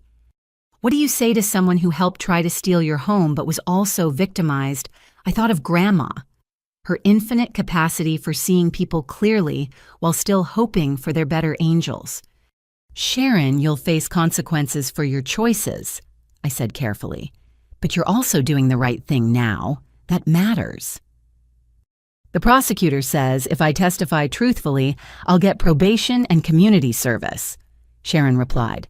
I'll do whatever it takes to put Robert away. He can't hurt anyone else's mother. Eleanor spoke up, her voice stronger than her frail appearance suggested. I'm selling the Phoenix properties. Everything's going into a trust for Alzheimer's research. If Robert wanted my money so badly, it'll go somewhere he can never touch it. We talked for another hour, sharing information and building understanding. Sharon revealed more about Dad's methods, his research techniques, his ability to compartmentalize family from profit. By the time they left, we weren't friends, but we weren't enemies either. We were survivors. That evening, Detective Morrison called with updates. The storage unit was a gold mine. We found documents going back to his college years. He's been running elder abuse scams since he was 19. His own grandmother was his first victim. My blood chilled. Grandma's mother, great-grandma Sarah, had died when I was young. Family lore said she'd been confused in her final year's finances in disarray. Now I wondered if that confusion had been chemically induced. There's something else, Morrison continued. We found journals. Your father documented everything like trophies. Names, amounts stolen, methods used. He was proud of it, Natalie. Saw it as a business model he'd perfected. The sociopathy was complete. Dad hadn't just committed crimes, he'd celebrated them, documented them like a twisted resume. How had Grandma lived with knowing her son was a monster? How had she protected me while carrying that burden? I spent the evening in Grandma's study reading through her letters and journals with new understanding. She'd known everything, fought to protect everyone she could, and still hoped somehow her son would change. The depth of her strength humbled me. A soft knock interrupted my reading. Through the window, I saw Mrs. Henderson with a thermos and 2 cups. Thought you might need company, she said when I opened the door. It's been quite a day. We sat on the porch sharing tea and watching fireflies dance in the garden. The house felt peaceful again, as if Grandma's spirit was satisfied with the day's justice. Your grandmother would be proud, Mrs. Henderson said softly. Not happy, never happy about this, but proud of how you handled it. I feel like I failed him somehow, I admitted. Like I should have tried harder to have a relationship, maybe things would have been different. Mrs. Henderson snorted. Honey, your father was stealing from relatives before you were born. You didn't fail him. He failed, you failed your grandmother, failed every basic standard of human decency. Some people are just broken, and it's not your job to fix them. Her words carried the wisdom of experience. We sat in comfortable silence, 2 women united by love for another woman whose legacy would outlive her son's crimes. As night deepened, I thought about tomorrow. The trial would be brutal, the media coverage invasive, the family secrets laid bare for public consumption. But Grandma's house stood strong around me, filled with love that no amount of greed could steal. Dad had unraveled, revealed as the predator he'd always been. His empire of deception was crumbling, taking him and his accomplices down with it. But from the ashes, something new was growing. A network of survivors, a legacy of protection, and the knowledge that one woman's foresight had saved dozens of others from harm. The house was safe. The truth was revealed. Justice was beginning. And somewhere I was certain Grandma Rose was smiling. 3 weeks into the pre-trial discovery phase, I sat in the prosecutor's office surrounded by bankers' boxes filled with evidence. Each box held another chapter of Dad's crimes, another family destroyed, another elderly victim betrayed. But Torres had called me in for something specific, something he'd warned would be difficult to hear. We finished analyzing the journals from the storage unit. He began, his usually confident demeanor subdued. Your father was comprehensive in his record-keeping. He documented everything, including things about your family history you might not know. He handed me a leather journal, its pages yellowed with age. Dad's handwriting from decades ago, neater and more controlled than his current scrawl, filled every line. This entry is from 1985, Torres indicated. He would have been 22. I read with growing horror. Successfully convinced Grandma Sarah to sign the power of attorney. The confusion from her medication is working perfectly. Told Mom the doctor prescribed it for anxiety, but it's really Valium from that dealer on campus. Grandma's savings should last through my senior year if I'm careful. Mom suspects nothing too trusting as always. Great-Grandma Sarah. His own grandmother, the woman who'd immigrated from Poland with nothing and built a small fortune through decades of hard work. He drugged and robbed her while still in college. It gets worse, Torres warned as I turned pages. Entry after entry detailed his schemes. He'd stolen from aunts, uncles, cousins, anyone with assets and trust in family. He documented techniques for forging signatures, optimal drug dosages for confusion, without obvious impairment ways to isolate victims from potential protectors. One entry from 1991 stopped my breath. Marie's life insurance came through. $2 million, just like I planned. Everyone believes the car accident story. Even little Natalie, though she keeps asking when Mommy's coming home. Told her heaven needed angels. The sympathy is useful. People don't suspect grieving widowers. Need to be careful with the money, though. Mom's already asking questions about my new car. I dropped the journal, my hands shaking. Marie, my mother. The car accident that had shaped my entire life. We're investigating, Torres said gently. The accident report shows brake failure on a remote road. Your mother's vehicle had been serviced 2 days before at a shop your father recommended. The shop closed years ago, but we're tracking down mechanics who worked there. The room spun. My mother hadn't died in a random accident. She'd been murdered by the man who'd vowed to love and protect her, killed for insurance money by my own father. There's more, Torres continued reluctantly. Your grandmother knew. Maybe not immediately, but eventually. We found her own journals in the materials from Mr. Harrison. She suspected, but could never prove it. It's why she changed her will, why she protected you so carefully. He showed me Grandma's journal, her familiar handwriting blurred by my tears. I've failed Marie and Sarah both. Failed to see what Robert was until too late. The police say there's no evidence that I'm a grieving mother looking for someone to blame. But I know my son. I've seen what he's capable of. All I can do now is protect Natalie. Give her the love and stability Robert would destroy. She must never know. The burden of suspecting your father of murder is too heavy for a child. I'll carry it alone. The weight of Grandma's secret pressed down on me. She'd raised me knowing her son had likely killed my mother, protecting me from that truth, while ensuring I'd never be alone with him. Every supervised visit, every excuse for why Dad couldn't take me overnight, every careful boundary, it all made terrible sense now. We need to ask, Torres said carefully. Did you ever notice anything unusual? Any memories that might help the investigation?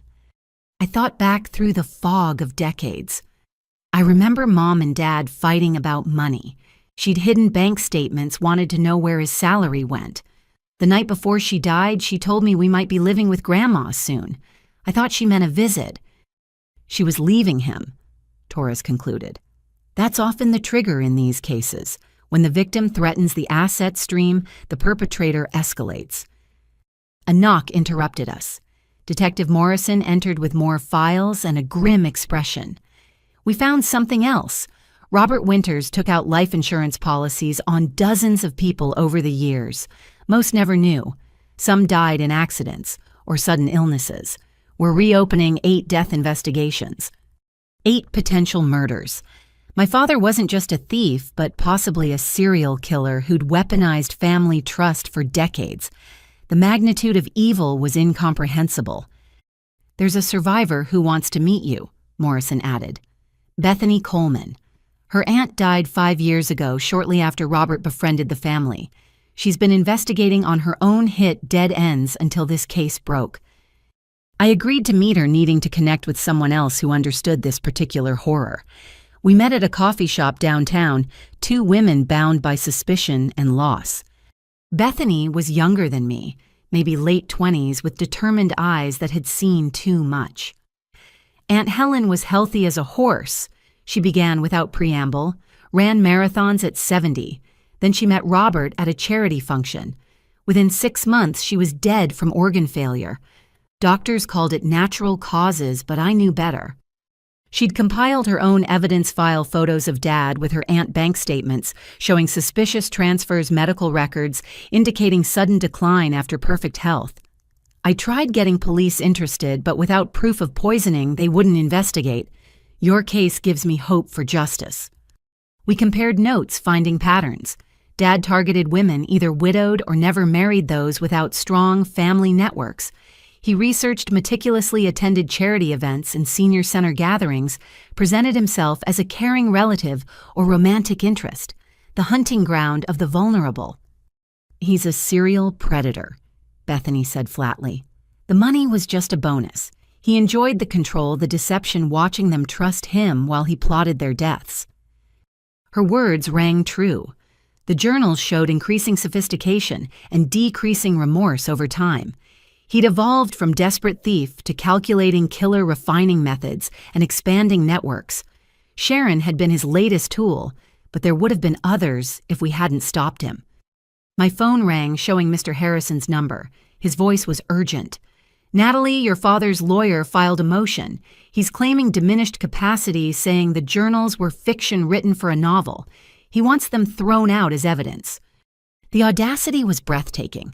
Caught with detailed confessions, Dad was trying to rebrand himself as a misunderstood writer. But I knew him better now, understood the depths of his narcissism. He made one mistake, I told Mr. Harrison. The entries include details only the perpetrator would know. Bank account numbers, specific drug dosages, times, and dates that match victim deaths. Fiction doesn't accidentally align with reality that precisely. That evening, I returned to Grandma's house to find a gathering on my lawn.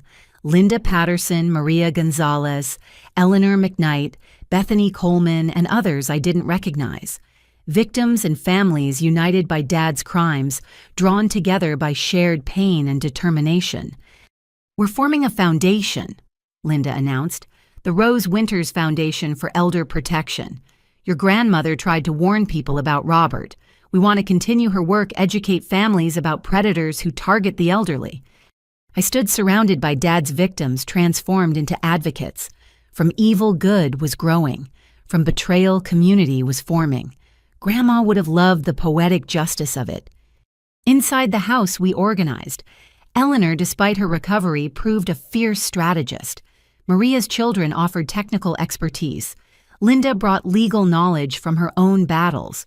We were building something powerful, something that would outlast Dad's legacy of theft and murder. I want to speak at the trial, Bethany declared. Even if Aunt Helen's case isn't officially part of it, people should know the scope of his crimes. Others agreed. The prosecutor had victim impact statements, but we wanted more. We wanted the world to understand that elder abuse wasn't just about money, but about destroying families, shattering trust, stealing final years that should be peaceful. As the meeting wound down, Sharon arrived with a box. She looked haggard but determined. These are from the storage unit, she explained. Photos, documents, things I think belong to victims' families. I'm trying to return what I can. The group's response was mixed, some still angry at her participation, others recognizing her effort at redemption. I took the box, finding the gesture more meaningful than any apology. Inside were treasures stolen from the dead family photos, jewelry, bonds, and certificates. Each item represented a life cut short, a family robbed of more than money. We spent hours matching items to victims, small resurrections of memory and meaning.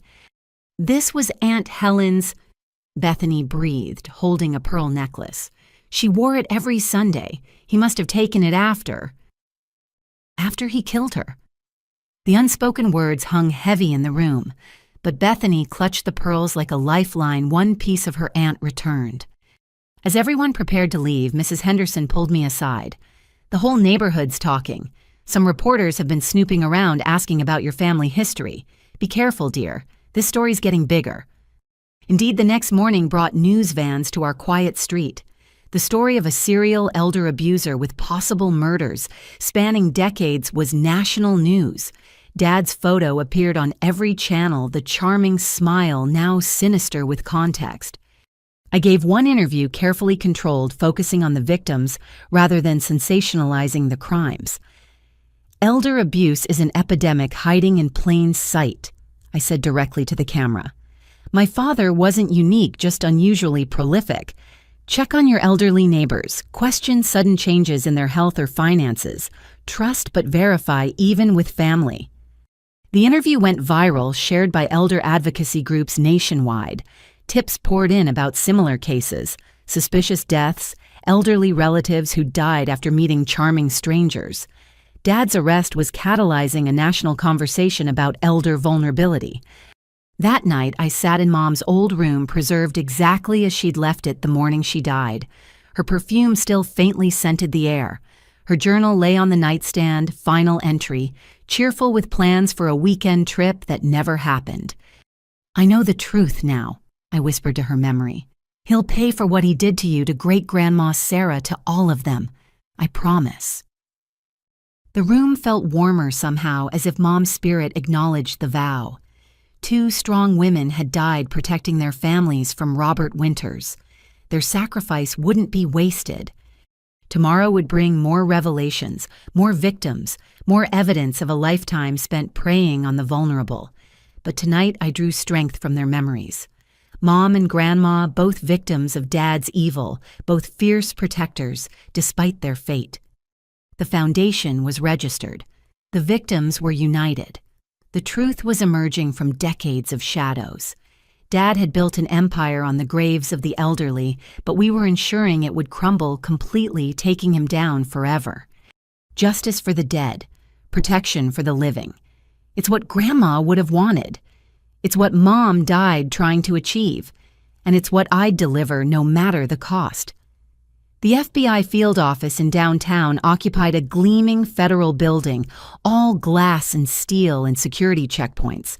I'd been summoned by Special Agent Diana Chen, who was leading the multi-state investigation into what they were now calling Operation Winter's End. The name felt appropriate at the end of my father's decades-long season of predation. Agent Chen met me in a conference room wallpapered with photos, documents, and connection strings that looked like a spider's web. Dad's photo sat at the center with lines radiating out to faces of victims across 20 years and 12 states. "Ms. Winters, thank you for coming," she began, her voice carrying the weight of what she'd uncovered. "Your father's case has connected to 3 other investigations we've been running. He wasn't working alone." My blood chilled. "What do you mean?" She pointed to several photos on the wall. Robert Winters was part of a loose network of individuals who shared information about vulnerable elderly targets. They traded techniques, recommended corrupt notaries and doctors, even passed victims between them, like inventory. One face stood out among the accomplices: Dr. Marcus Henley, a geriatrician who'd been quietly helping elder abusers by providing medical cover for poisonings and mental capacity evaluations. Another was Patricia Vance, a estate planning attorney who'd helped create fraudulent documents for dozens of schemes. "Sharon McKnight Winters has been invaluable," Agent Chen continued. "She provided access to encrypted communications between your father and these associates. They called themselves the Inheritors, like it was some kind of gentleman's club instead of a criminal conspiracy." She showed me printouts of messages that turned my stomach. Dad bragging about his success rate, sharing tips on optimal drug combinations, recommending targets to associates in other states. The casualness of their evil was breathtaking. "This message particularly concerns us," Agent Chen indicated. "Sent 2 weeks before your grandmother's death." I read Dad's words to Dr. Henley. "Rose is getting suspicious. Might need your special house call soon, the one that ends with natural causes on the death certificate." He was planning to murder her. I whispered, though part of me had suspected this truth. "We believe your grandmother's decision to create the video will and change her estate planning disrupted his timeline," Agent Chen explained. "She moved too fast for him to implement his plan. Her natural death 3 years ago was just that natural despite his intentions." Relief and horror warred in my chest. Grandma had died peacefully in her sleep, but only because she'd outmaneuvered her own son's murder plot. How had she lived with such knowledge? How had she smiled at family dinners knowing what he was? "There's more," Agent Chen said, pulling out another file. "We've connected your father to suspicious deaths in assisted living facilities where Dr. Henley had privileges, elderly residents who died unexpectedly after recent changes to their wills. We're exhuming bodies for toxicology testing." The numbers were staggering. Potentially 30 victims over 20 years, though proving murder this long after would be challenging. Still, the pattern was clear. Dad and his network had turned elder murder into an industry. "What do you need from me?" I asked, though the investigation's thoroughness was already overwhelming. "Access to everything your grandmother left regarding your father. She was building a case for years. Her evidence might help us identify victims we haven't found yet." I agreed immediately, arranging to deliver Grandma's files that afternoon. As I prepared to leave, Agent Chen stopped me with one more revelation. "Your father kept trophies," she said quietly. "Items from each victim. We found them in a climate-controlled storage unit. Would you be able to identify anything that belonged to your mother?" The drive to the FBI evidence warehouse passed in a blur. I'd thought I was prepared for more horror, but seeing Dad's trophy collection nearly broke me. Hundreds of items carefully labeled and preserved jewelry, watches, family photos, even locks of hair. The methodical organization spoke to a level of sociopathy I couldn't fathom.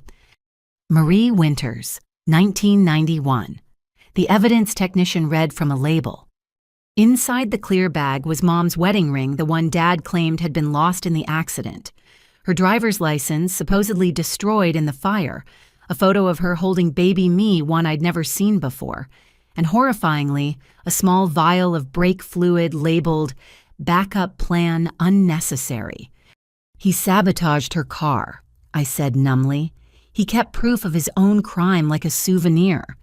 Agent Chen nodded grimly. "It's common with serial killers.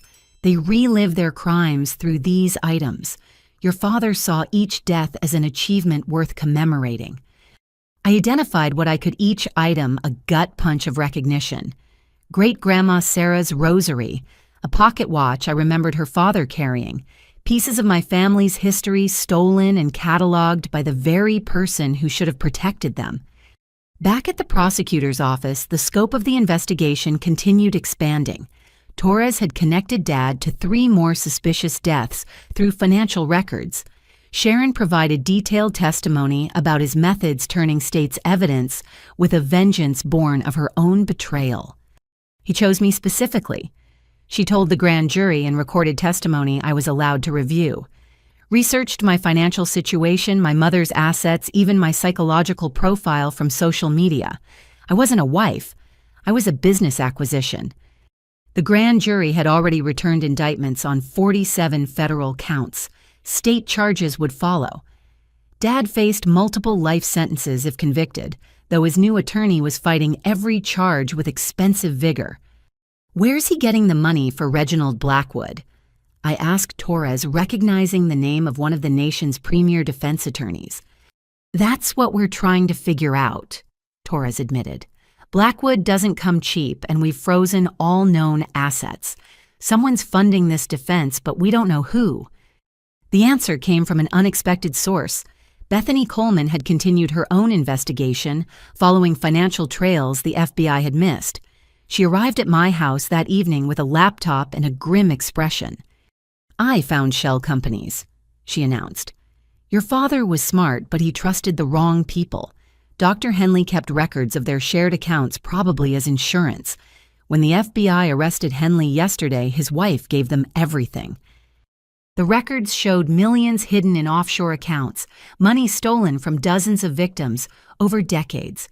But more interesting was a recent transfer of $500,000 to Blackwood's firm from an account linked to Patricia Vance, the corrupt attorney. She's trying to keep him quiet," Bethany explained. "If your father talks, her entire career implodes. She's probably got her own trophy collection somewhere." We turned the information over to Agent Chen, who seemed unsurprised. "Criminals always turn on each other eventually. Vance just made a crucial mistake. That transfer gives us probable cause for a much deeper investigation into her activities." The next morning brought coordinated raids across 3 states. Patricia Vance was arrested at her country club, hauled away in handcuffs, while her society friends watched in shock. Dr. Henley's medical license was revoked pending trial. 2 other members of the Inheritors were caught trying to flee the country. Dad's network was collapsing each arrest, bringing more evidence and connections. The investigation had grown far beyond one man's crimes to expose a hidden industry of elder exploitation. Media coverage was intense, with experts calling it the largest elder abuse case in U.S. history. I gave another carefully controlled interview, this time with a national news magazine. "My father didn't act alone," I emphasized. "He was part of a network that treated our elderly like ATMs to be emptied. This isn't about one bad person, but a system that failed to protect the vulnerable." The response was immediate. Elder advocacy groups gained new members and funding. Legislation was proposed to strengthen penalties for elder abuse. Families nationwide began checking on elderly relatives, questioning sudden health changes or financial decisions. "Your grandmother would be amazed," Mrs. Henderson said over tea in her garden. "She fought this battle alone for so long. Now the whole country's paying attention." But attention came with a price. Reporters camped outside my house. Dad's supporters, few but vocal, sent hate mail calling me a traitor to family values. Someone spray-painted "ungrateful daughter" on my garage door one night, though security cameras caught the vandal, who turned out to be a distant cousin, hoping to inherit if Dad went free. Through it all, the investigation continued. More bodies were exhumed. More toxicology tests revealed poisoning. The death toll rose to confirmed 15, with another 20 suspected but unprovable. Dad's journal proved invaluable, providing dates and details that corroborated forensic evidence. One entry particularly haunted me. Marie growing suspicious about the tea. Need to accelerate timeline. Break lines easier than slow poisoning. Make it look random. Natalie young enough to forget details. Rose will take her in solve custody problem. He'd planned my mother's murder with the same casual efficiency as a grocery list. My entire life shaped by his calculation that a 5-year-old would forget trauma and a grandmother would provide free childcare while he spent the insurance money. Sharon visited again this time to deliver more evidence.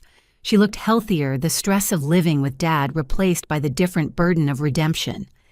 "I found these hidden in our house," she said, handing over USB drives. "He didn't know I knew about his hiding spots. There's video." The drives contained surveillance footage Dad had secretly recorded of victims in their homes. He'd installed hidden cameras during visits documenting their deterioration as his poisons took effect.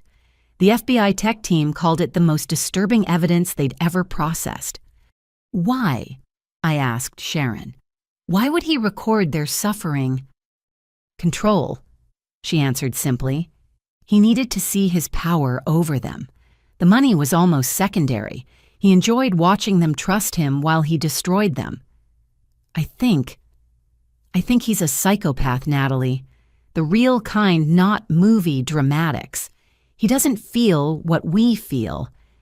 Agent Chen confirmed this assessment after Dad underwent psychiatric evaluation. Antisocial personality disorder with narcissistic features. No empathy, no remorse, sees other people as objects to manipulate. He's charming when it suits him, but views human connection as weakness to exploit. The evaluation explained so much: why he'd targeted his own family, why he'd kept trophies, why he showed no emotion during court proceedings, except rage when challenged. Dad wasn't capable of love, only mimicry of it for personal gain. As the investigation wound toward conclusion, a final puzzle piece emerged. The FBI had tracked the offshore accounts to their ultimate source, a Swiss bank that finally cooperated under international pressure. The original seed money, the foundation of Dad's criminal empire, came from a life insurance policy on his own father. "Your grandfather died when Robert was 19, Agent Chen explained. Supposedly a heart attack, but given what we know now, another murder. His first murder. Dad had killed his own father for seed money to start his enterprise. The depravity was complete, a lifetime of parricide and greed dressed up as family devotion. That night I sat in Grandma's study surrounded by evidence boxes and investigation reports. The full scope of Dad's crimes was finally clear: at least 20 murders, dozens more attempted murders, hundreds of thousands stolen families destroyed across decades, all because one man saw relatives as resources rather than relationships. But from this evil had come unexpected good. The Rose Winters Foundation was officially incorporated with Linda Maria Eleanor and others as board members. Bethany was writing a book about recognizing elder predators. New legislation bore Grandma's name. The victims had become advocates, their pain transformed into purpose. The phone rang, showing Torres's number. "Natalie, thought you should know. Your father fired Blackwood. He's representing himself at trial. Says no lawyer understands his vision well enough to defend him." I almost laughed at the narcissism. Dad would defend himself, confident in his ability to manipulate anyone. He didn't understand that his journal, his trophies, his own recordings had already convicted him. The trial was just formality now. Looking at Grandma's portrait, I raised my teacup in a toast. "We got him," I whispered. "All of them. The network's broken, the victims are united, and he'll never hurt another grandmother. You protected me long enough to finish what you started." The house felt peaceful, as if a long battle had finally ended. Tomorrow would bring trial preparation and more revelations. But tonight I could rest, knowing the investigation was complete. Dad's winter of predation was over. Spring would come with justice. The federal courthouse in the city center had never seen media coverage quite like this. News vans lined the street, reporters from national outlets jostled for position, and security had tripled for what journalists were calling the trial of the century for elder abuse cases. I arrived early with Torres and Agent Chen, avoiding the main entrance through a secured side door. "Your father's been busy in jail," Torres informed me as we settled in the prosecutor's preparation room. "He's filed 17 motions, all handwritten, all delusional. He's claiming everything from conspiracy to frame him to accusations that you're not actually his daughter." The last claim stung, though I shouldn't have been surprised. Dad would say anything, destroy anyone to save himself. His narcissism had reached new heights in custody, demanding special meals, private cells, and access to law libraries to prepare his defense. He's also been corresponding with supporters, Agent Chen added, showing me printed emails from monitoring. A small but vocal group who believe he's a victim of family betrayal. They're funding his commissary account and spreading conspiracy theories online. I'd seen the websites, the forums where Dad was painted as a devoted son destroyed by a greedy daughter. They'd edited photos, taken quotes out of context, created an alternate reality where he was the victim. It would have been laughable if it wasn't so toxic. "Ready?" Torres asked as the courtroom opened. Walking into the packed gallery felt like entering an arena. I recognized many faces: Linda Patterson and Maria Gonzalez in the front row, Eleanor McKnight in her wheelchair, beside a healthier-looking Sharon Bethany Coleman with her laptop for notes. Behind them sat dozens more victims and families united in their demand for justice. The defense table sat empty until the bailiffs brought Dad in. Prison had aged him dramatically. His silver hair had thinned, his expensive tan faded to sallow gray. But his eyes remained cold and calculating, scanning the room like a predator studying prey. He wore a suit that hung loose on his diminished frame, trying to project authority he no longer possessed. "All rise for the Honorable Judge Margaret Thornton," the bailiff announced. Judge Thornton commanded respect with her mere presence. Known for her no-nonsense approach and particular harshness toward financial predators, she'd been specially assigned given the case's complexity. Her opening remarks set the tone.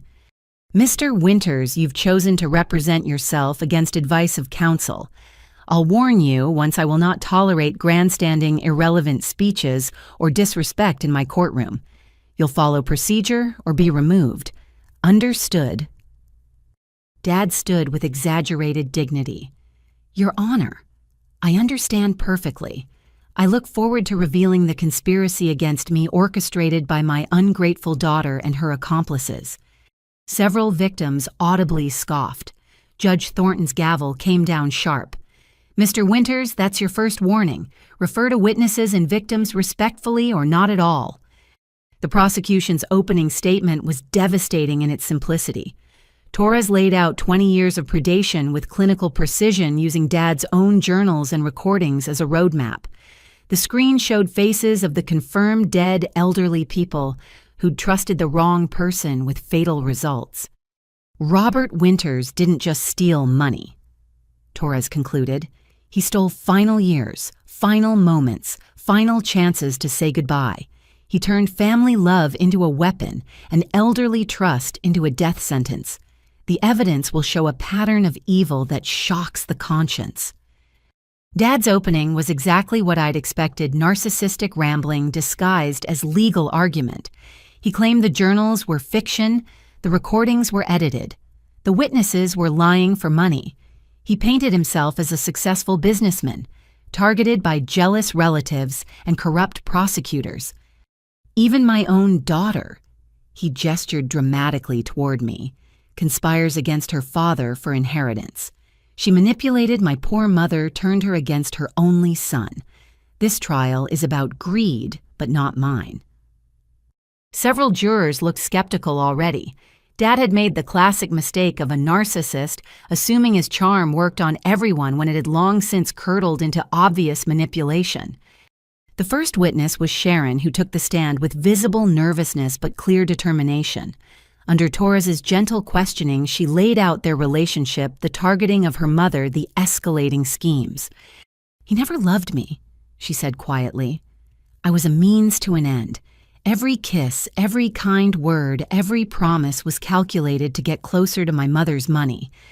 Dad's cross-examination revealed his true nature. "Isn't it true you pursued me?" he demanded. "That you lied about your finances to seem more successful?" "I had $20,000 in credit card debt," Sharon replied. "You had me believing that made me worthless, that I was lucky you'd even look at me. Classic abuser tactics I learned in therapy." "Objection," Dad shouted. "She's not qualified to make psychological assessments." "Overruled," Judge Thornton said dryly. "The witness is testifying about her own experience. Continue, Ms. McKnight." Sharon detailed finding the benzodiazepine research, the forged documents, the growing realization of what she'd enabled. Her testimony about her mother's poisoning brought several jurors to tears. "He brought her tea every Sunday," Sharon said, voice breaking. "Called it their special tradition. She'd get confused after, but we blamed her age. He was poisoning my mother in front of me, and I served the cups." Dad tried to shake her testimony, but Sharon had found strength in truth. She admitted her own crimes, her willful blindness, her greed for an easier life.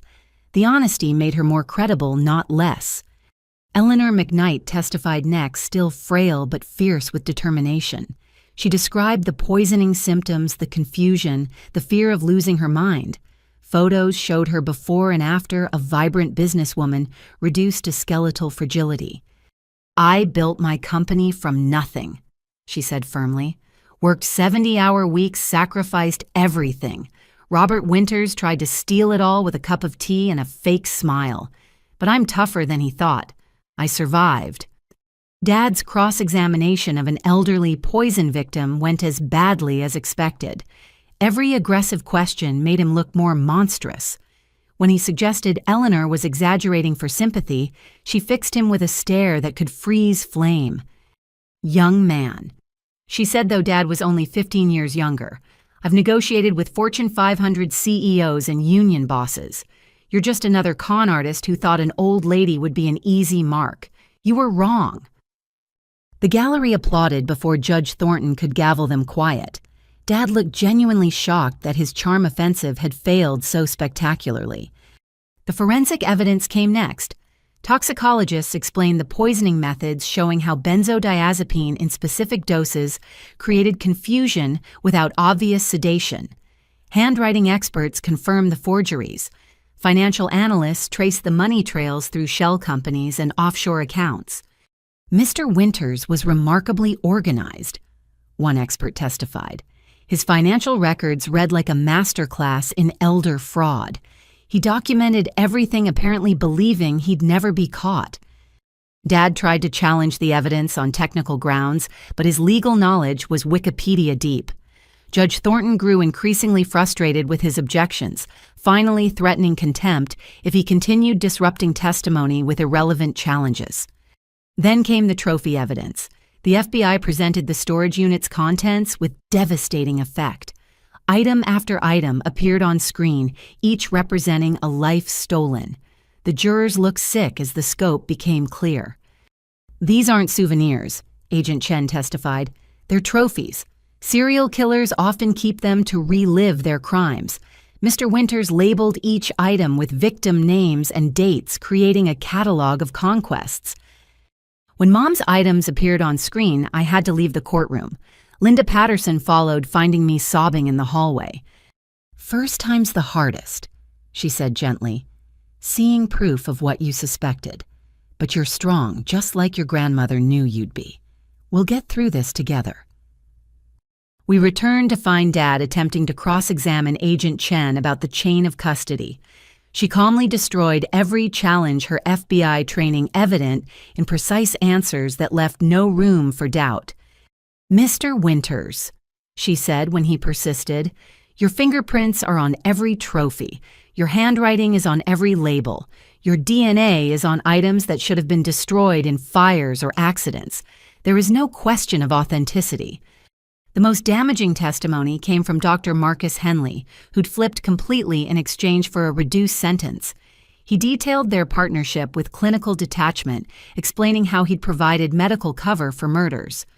Robert would identify targets, I'd become their doctor, he testified. A little too much medication here, a misdiagnosis there.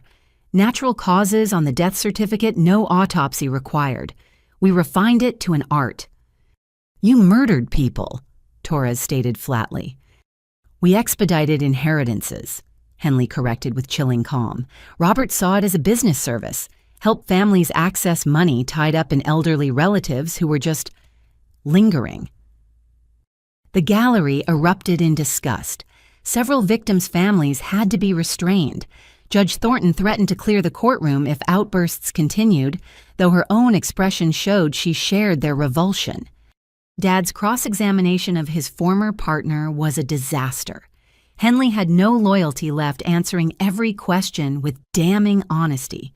He revealed 3 murders Dad hadn't even documented, elderly patients, whose deaths had been particularly profitable. You were always sloppy, Henley told Dad directly. Keeping trophies, writing everything down. I told you it would be your downfall, but you needed the admiration needed to relive your cleverness. Classic narcissistic behavior. Having his personality dissected by a fellow predator clearly enraged Dad. His mask slipped completely as he screamed at Henley, calling him a traitor and threatening revenge. Judge Thornton held him in contempt, ordering a recess while Dad was forcibly removed. Ladies and gentlemen, she addressed the jury, the defendant's behavior is not evidence of guilt, though you may consider demeanor when assessing credibility.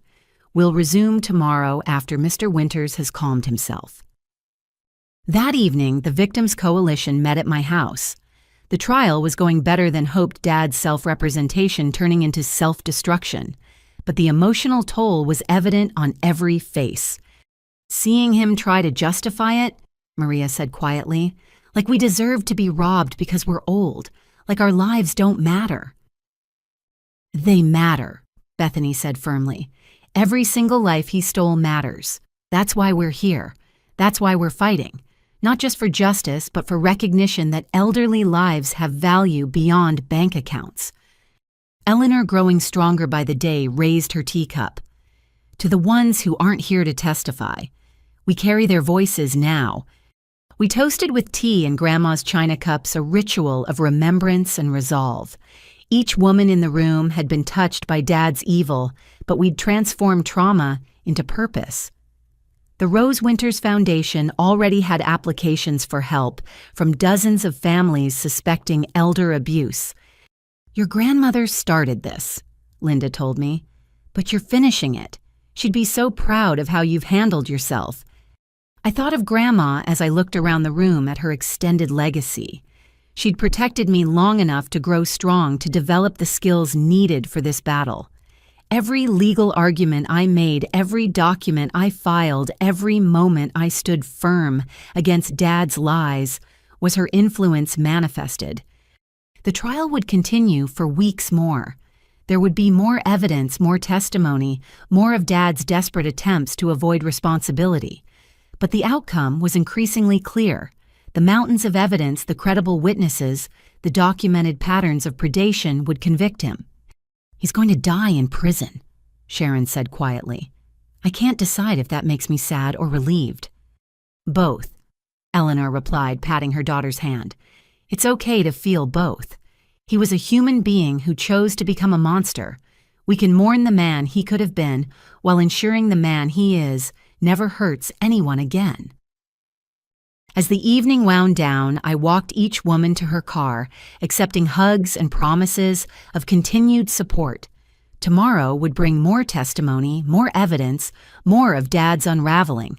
But tonight, we'd found strength in solidarity. Standing in Grandma's garden under stars she'd taught me to name, I felt her presence like a warm embrace. The trial was just beginning, but the verdict was written in every document she'd preserved, every protection she'd built, every seed of justice she'd planted. "Almost there, Grandma," I whispered to the night. "Almost there." 2 weeks into the trial, Sharon McKnight Winters sat in my living room, hands wrapped around a mug of chamomile tea. She'd been staying with her mother, but Eleanor was testifying today, and Sharon couldn't face another day in court. The woman who'd once strutted through my home planning renovations now looked fragile, haunted by the weight of her choices. "I need to tell you something," she began, voice barely above a whisper. "About your father. About why I stayed even when I suspected." I settled into Grandma's chair, prepared to listen. Sharon had been cooperating fully, but this felt different, more personal than legal testimony. "My second husband was abusive," she continued. "Not physically, but emotionally, financially. He destroyed my self-worth so thoroughly that when Robert came along with his charm and promises, I thought I'd found salvation." She laughed bitterly. "I was the perfect mark, desperate for validation, financially struggling with a wealthy mother I felt guilty about neglecting. Robert studied me like a textbook, found every weakness, every insecurity." "When did you first suspect something was wrong?" I asked gently. "The tea," she replied immediately. "About 3 months after we married. He was so insistent about making it himself, so particular about Mom drinking it all. When she started having confusion, he was so quick to suggest power of attorney, so prepared with the documents." Her hands trembled around the mug, but I pushed the doubts away, told myself I was being paranoid, that Robert loved us, that he was just being practical. The alternative, that I'd married another predator, was too horrible to consider. "What changed?" "Finding his journal," Sharon said. "Not the main one the FBI has, but a smaller one he kept in his car. Just notes, really, but they were about other women. Names, ages, assets, and whether they had elderly relatives. I realized I wasn't special. I was just one option he'd selected." She pulled out a small notebook, handing it to me with shaking hands. Dad's handwriting filled pages with clinical assessments of potential targets. Sharon's entry was circled in red. Sharon M. 48, divorced, twice 20,000, debt mother. Eleanor owns commercial properties worth $4.2 million. Vulnerable to affection, responds well to financial security promises. Approach at financial planning seminar. He hunted me, Sharon said simply. Researched my life, my vulnerabilities, my mother's assets. I was a business acquisition, not a wife. The moment I realized that everything clicked into place. Why didn't you leave then? Fear, she admitted. I'd seen what he did to people who opposed him, the legal threats, the character assassination. And by then I was complicit. I'd signed documents, participated in schemes. He made sure I was dirty enough that leaving meant destroying myself. She described the escalating control, how Dad had isolated her from friends, convinced her that her family saw her as a failure, that he was her only source of stability. Classic abuse tactics refined over decades of practice. But when I saw him preparing documents about your grandmother's house, Sharon continued, I remembered meeting Rose once at a charity event. She was kind to me, genuinely interested in my life. The thought of Robert stealing from another woman like that, it broke something in me. You could have warned me, I pointed out, trying to keep accusation out of my voice. I tried to convince him the scheme wouldn't work, Sharon said. Told him you were too smart, that the documents looked fake. He said I was jealous of his mother's love for you, that I wanted you out of the picture. Every concern I raised got twisted into evidence of my own inadequacy. She showed me text messages between them, Dad's responses to her doubts dripping with contempt and manipulation. You're lucky I married you, one read. No one else would tolerate your paranoid delusions. Stop questioning me and remember your place. The night before we came to your house, Sharon revealed, I almost called you. Had my phone in hand, your number pulled up from when I'd researched you. But Robert came in, saw what I was doing. The look in his eyes. I've never been more afraid. Did he hurt you?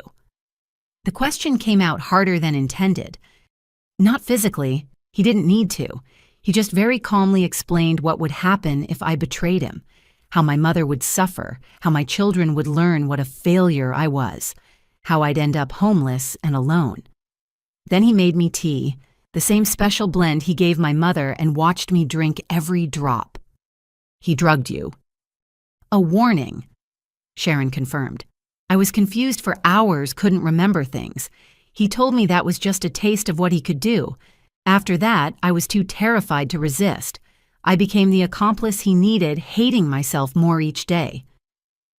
Her story painted Dad in an even darker light. Not just a predator, but a psychological torturer who enjoyed breaking people down.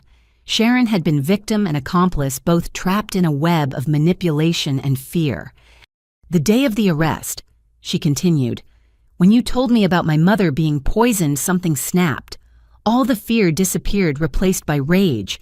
He'd used me to hurt the one person I truly loved. That's when I decided to burn everything down, starting with him.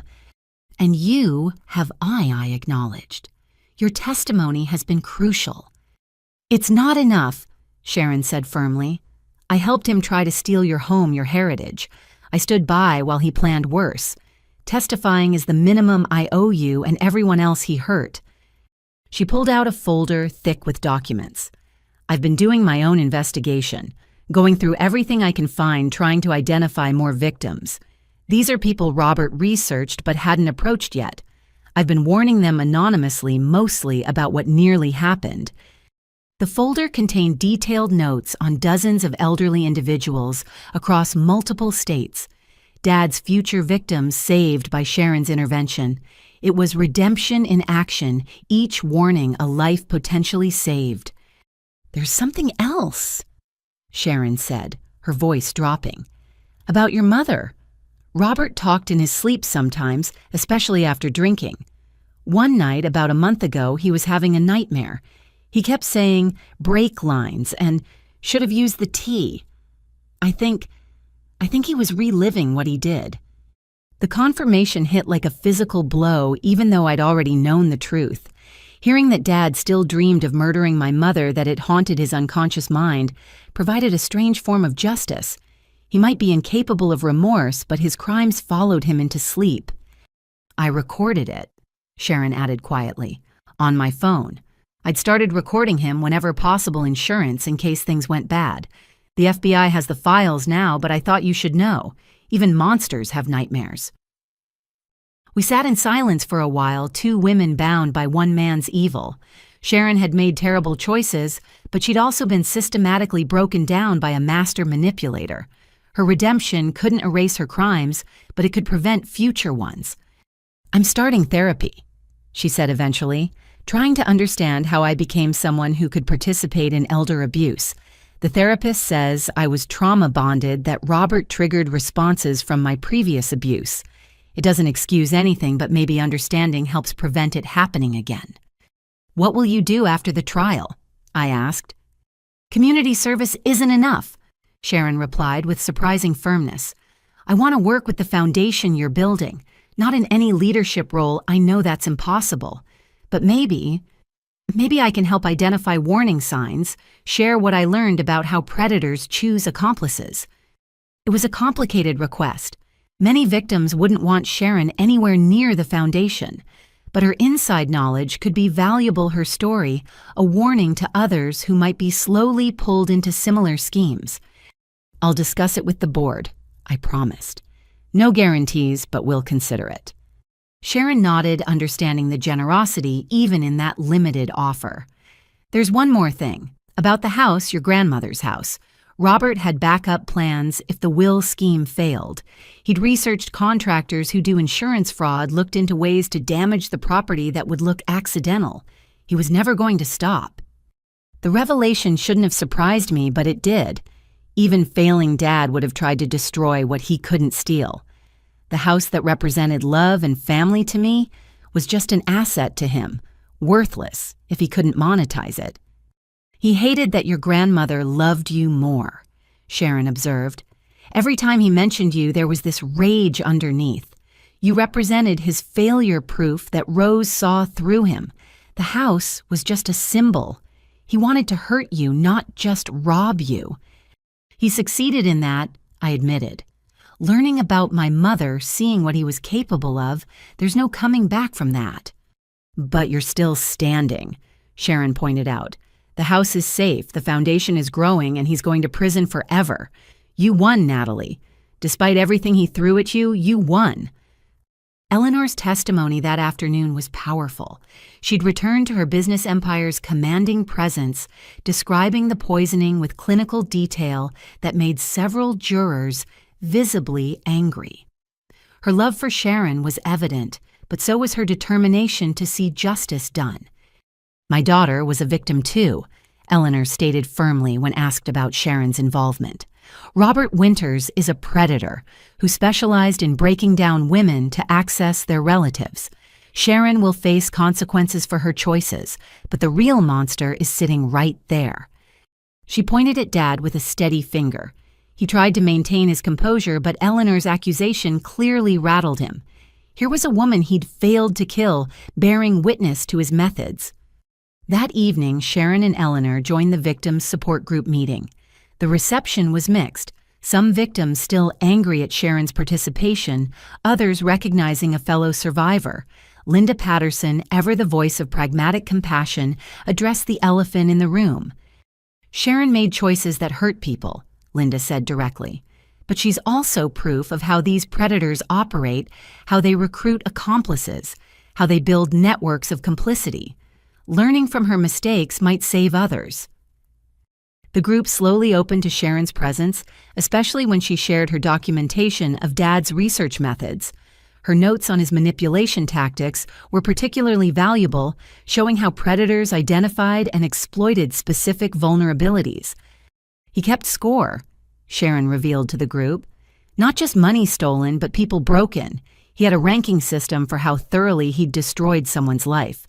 Extra points if they never recovered, if they died believing he loved them. The systematic cruelty took everyone's breath away. This wasn't crime of opportunity, but calculated sadism disguised as family relationships. Dad had gamified elder abuse, turning it into a scoring system for his own entertainment. Bethany Coleman studied Sharon's notes with intense focus.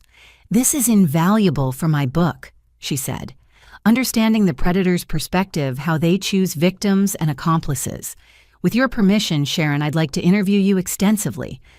"Anything that helps," Sharon agreed immediately. "If one person avoids falling into a similar trap, maybe I can balance the scales a little." The meeting evolved into a strategy session for the foundation. With Sharon's inside knowledge and the group's collective experience, we developed screening tools for identifying potential elder abuse situations.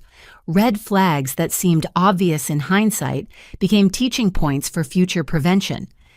"Isolation is key," Maria's daughter Angela noted, typing rapidly on her laptop. "The predator always tries to separate the victim from support systems. If someone new is suddenly gatekeeping access to an elderly relative, that's a warning sign." "Changes in documentation," Eleanor added. "New wills, powers of attorney, especially if prepared by attorneys the family doesn't know. Robert always had his own corrupt lawyers ready." "And the T," several voices said simultaneously, dark humor and shared trauma. As the evening wound down, Sharon approached me privately. "Thank you for letting me be here.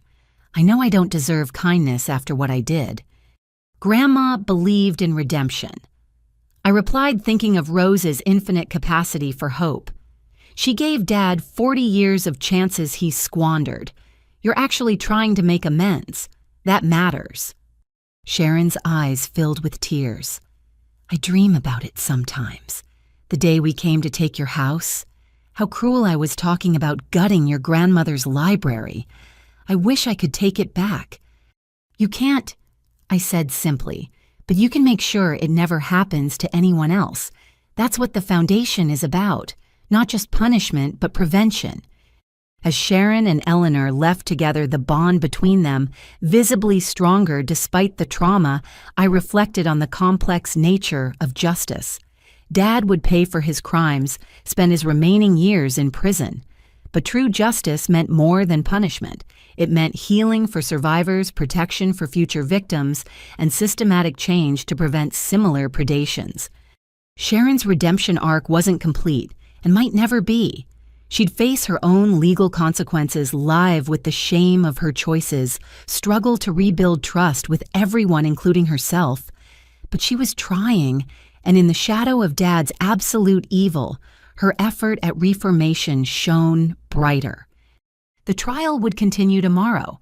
More evidence, more testimony, more of Dad's increasingly desperate attempts to avoid responsibility. But something had shifted with Sharon's full cooperation. The predator's methods were exposed not just through his victims, but through his accomplice, providing a complete picture of how such evil operated.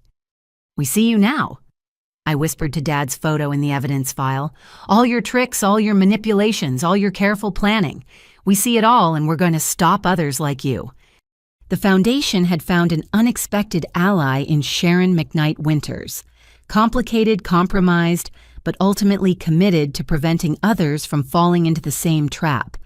It wasn't the justice story anyone expected, but it was the one we got.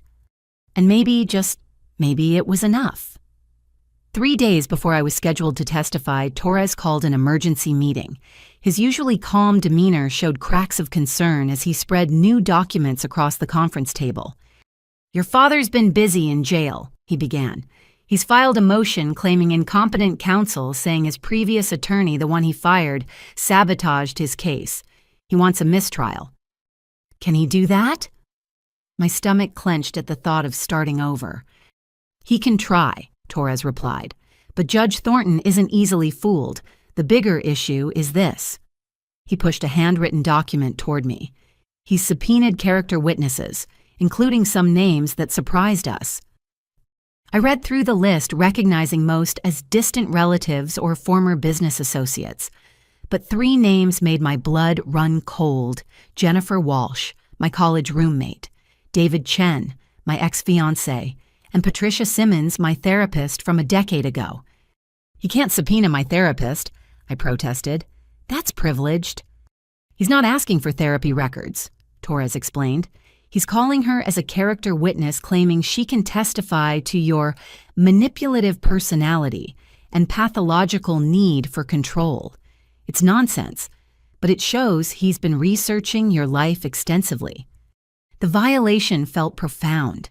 Dad had investigated my past, looking for ammunition to destroy my credibility.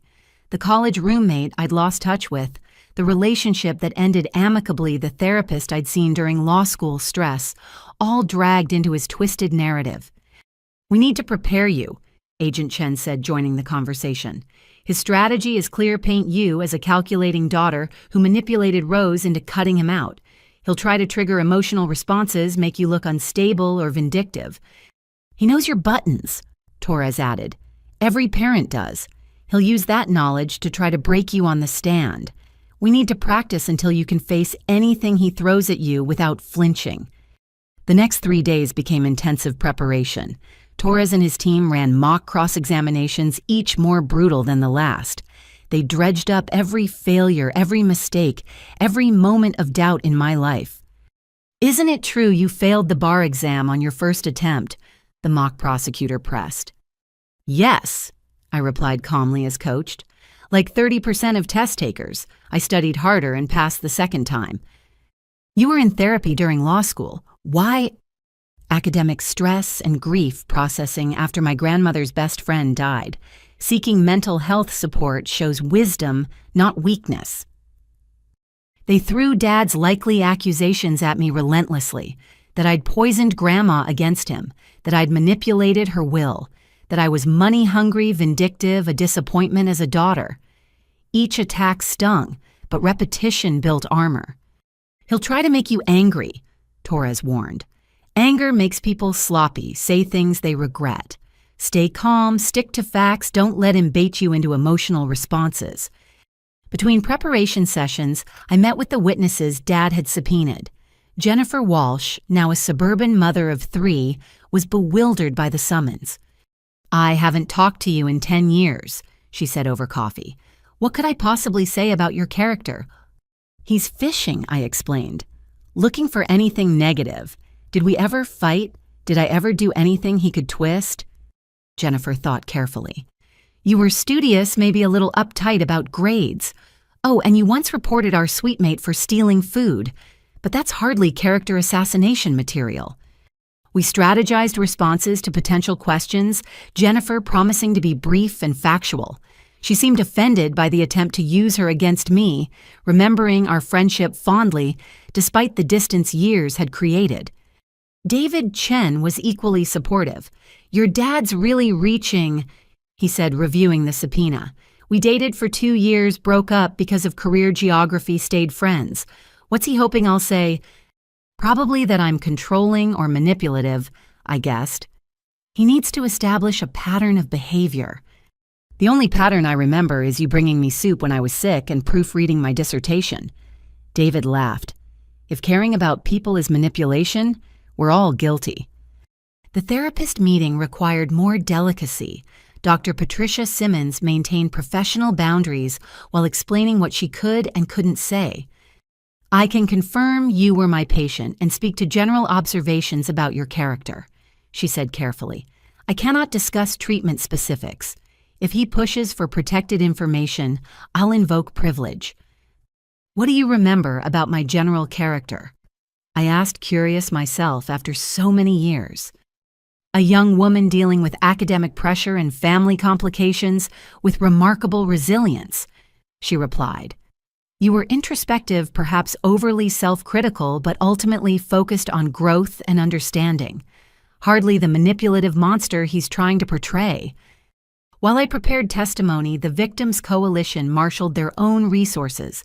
Linda Patterson organized a support schedule, ensuring I'd have friendly faces in the gallery throughout my testimony. Maria Gonzalez's children created social media campaigns to counter Dad's supporters' narrative. Eleanor McKnight hired a public relations firm to ensure accurate media coverage. "We won't let him isolate you," Linda declared at an emergency meeting. "That's what predators do, make victims feel alone. You'll see us every time you look up from that witness stand." Bethany Coleman had been researching Dad's supporters, discovering most were connected to earlier schemes. 3 are former accomplices who escaped prosecution, she reported. 2 are family members of other perpetrators. They're not defending your father so much as defending the entire ecosystem of elder abuse. The revelation that Dad was part of a larger network still actively operating fueled our determination. This trial was about more than one man's crimes. It was about exposing and destroying an entire predatory system. Mrs. Henderson and the Neighborhood Watch increased their vigilance as the trial approached its climax. She reported suspicious cars driving slowly past my house, individuals photographing the property. "Your father's supporters are getting bold," she warned. "Keep your security system armed. Don't answer the door for strangers." The threat felt real but distant, overshadowed by preparation for testimony. Torres ran through my testimony outline repeatedly, ensuring every word was precise, every emotion controlled. "Remember, you're not just a victim," he emphasized. "You're a witness to patterns of abuse spanning decades. Your testimony connects dots the jury needs to see. Stay focused on that larger purpose." The night before my testimony, I couldn't sleep. I wandered Grandma's house, drawing strength from every familiar corner. In her study, I found a letter she'd written but never sent, addressed to me. "My dearest Natalie, if you're reading this, the storm has come. I've prepared you as best I could, teaching you strength disguised as gardening lessons, courage wrapped in bedtime stories. Your father will try to break you with words as he broke others with schemes. But you are not breakable. You are my granddaughter, heir to generations of women who survived worse and thrived despite it. Speak your truth. Honor the dead. Protect the living. I am with you always. Love, Grandma." I folded the letter carefully, planning to carry it in my suit pocket tomorrow, a talisman of love against Dad's hatred. Sharon called near midnight, her voice thick with emotion. "I know I have no right to offer support, but I wanted you to know I'll be there tomorrow. What he did to your mother, to all of them, it needs to be said. You're brave to face him." "We're all brave," I corrected. "Every person who testifies who stands up to predators like him. You included Sharon. Your testimony helped build this case." "It's not enough," she said quietly. "But tomorrow, watching you face him down, maybe that's another step toward redemption." As dawn approached, I prepared carefully. The charcoal suit that made me feel powerful, Grandma's engagement ring on my right hand, minimal makeup hair in a simple style that couldn't distract. Every choice deliberate, presenting myself as the competent attorney and loving granddaughter I was. Torres met me at the courthouse's secure entrance. "Ready?" "No," I admitted, "but I'll do it anyway." "That's courage," he said simply. "Doing what's necessary despite fear. Your grandmother would be proud." The courtroom was packed, every seat filled with victims, supporters, media, and Dad's small but vocal contingent. I took the witness stand, placing my hand on the Bible, swearing to tell the truth. The same oath Dad had taken while lying through every word. Judge Thornton nodded to Torres. "You may begin." As Torres led me through preliminary questions, establishing my relationship to Dad and Grandma, I found my rhythm. The preparation paid off, answers flowing smoothly, emotion present, but controlled. I was not just Natalie, the granddaughter, but Natalie, the attorney, presenting evidence with professional precision. "Please describe your father's relationship with your grandmother," Torres prompted. "Complex and ultimately exploitative." I replied the words practiced but true. He presented himself as a caring son while systematically stealing from her for 40 years. She loved him despite knowing what he was hoping he'd change. That hope was weaponized against her. I detailed the thefts, the schemes, the escalating boldness of his crimes. The jury listened intently, several taking notes. In the gallery, Linda Patterson nodded encouragement while Mrs. Henderson dabbed at her eyes. "How did you discover the forged will?" Torres asked. I explained the morning of confrontation, Sharon's measurements, Dad's confident cruelty. Every detail rehearsed, but still painful to relive. The violation of my home, The casual destruction of Grandma's legacy, the assumption I'd fold under pressure. What made you suspect forgery? Multiple factors. I listed them clinically. Wrong paper type, anachronistic formatting, incorrect bank information reference to deceased individuals, and a notary seal from someone convicted of fraud. My grandmother was meticulous. This document was amateur in comparison. Torres walked me through the evidence systematically. The video testimonies, the journals, the expanding investigation. I explained each piece's significance, connecting dots for the jury, building the narrative of a lifetime predator finally caught. The defense will claim you manipulated your grandmother, Torres warned. How do you respond? My grandmother graduated college when women were barely admitted, built a business, raised a family, accumulated wisdom over 93 years. I said, firmly meeting Dad's glare. She was brilliant, independent, and absolutely nobody's fool. The suggestion that anyone could manipulate Rose Winters is insulting to her memory and intelligence. Torres concluded his questioning, and Judge Thornton called a brief recess before cross-examination. I stepped down, legs shaky but spirit strong. The first phase was complete. Now came the storm. In the hallway, the victims' coalition surrounded me with quiet support. Eleanor pressed a handkerchief into my hand. Maria whispered prayers in Spanish. Bethany showed me messages of support flooding social media. "You're doing amazingly," Linda assured me. "Clear, calm, credible. He's got nothing to counter that except bluster." But I knew Dad better than that. He'd been planning this cross-examination for weeks, maybe months. Every question would be calculated to hurt, to destabilize, to transform me from credible witness to emotional daughter. He didn't need to prove innocence, just create reasonable doubt. "Ready," the bailiff called. I wasn't, but I returned to the witness stand anyway, Grandma's letter, a comforting weight in my pocket. Dad stood at the defense table, a predator preparing to strike. But I was ready, too armored in truth and love. "Ms. Winters," he began, his voice dripping false concern. "My own daughter. Shall we discuss what really happened to our family?" The battle was joined, and I was going to win. Dad approached the witness stand with theatrical deliberation, each step calculated for maximum impact. He'd changed into a freshly pressed suit during the break, attempting to project authority he no longer possessed.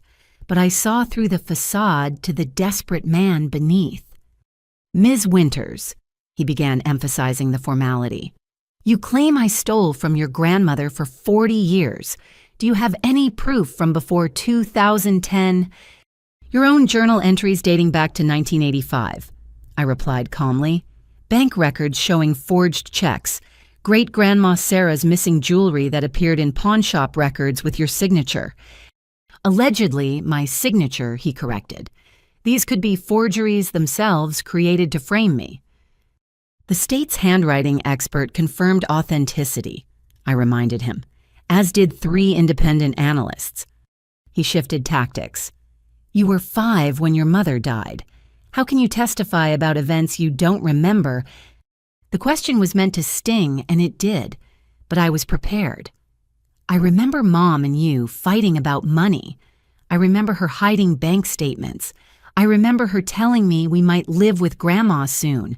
Adult perspective clarifies childhood memories."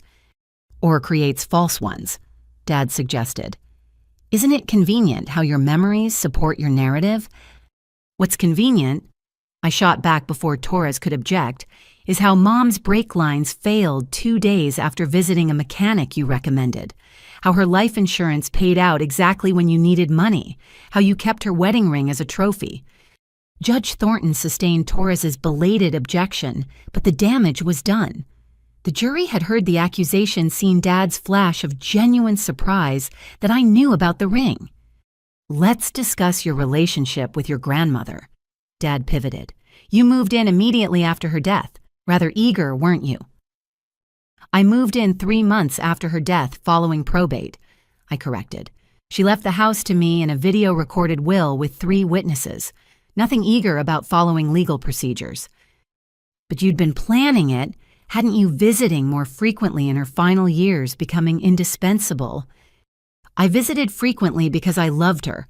I helped care for her because she needed it. While you were absent, I was present. That's not manipulation, that's family. Dad's jaw tightened.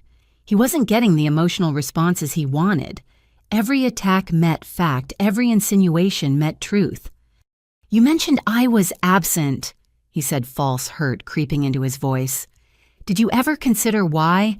How your grandmother poisoned our relationship with her constant suspicion? She suspected you because you stole from her, I stated flatly. The poisoned relationship was your doing, not hers.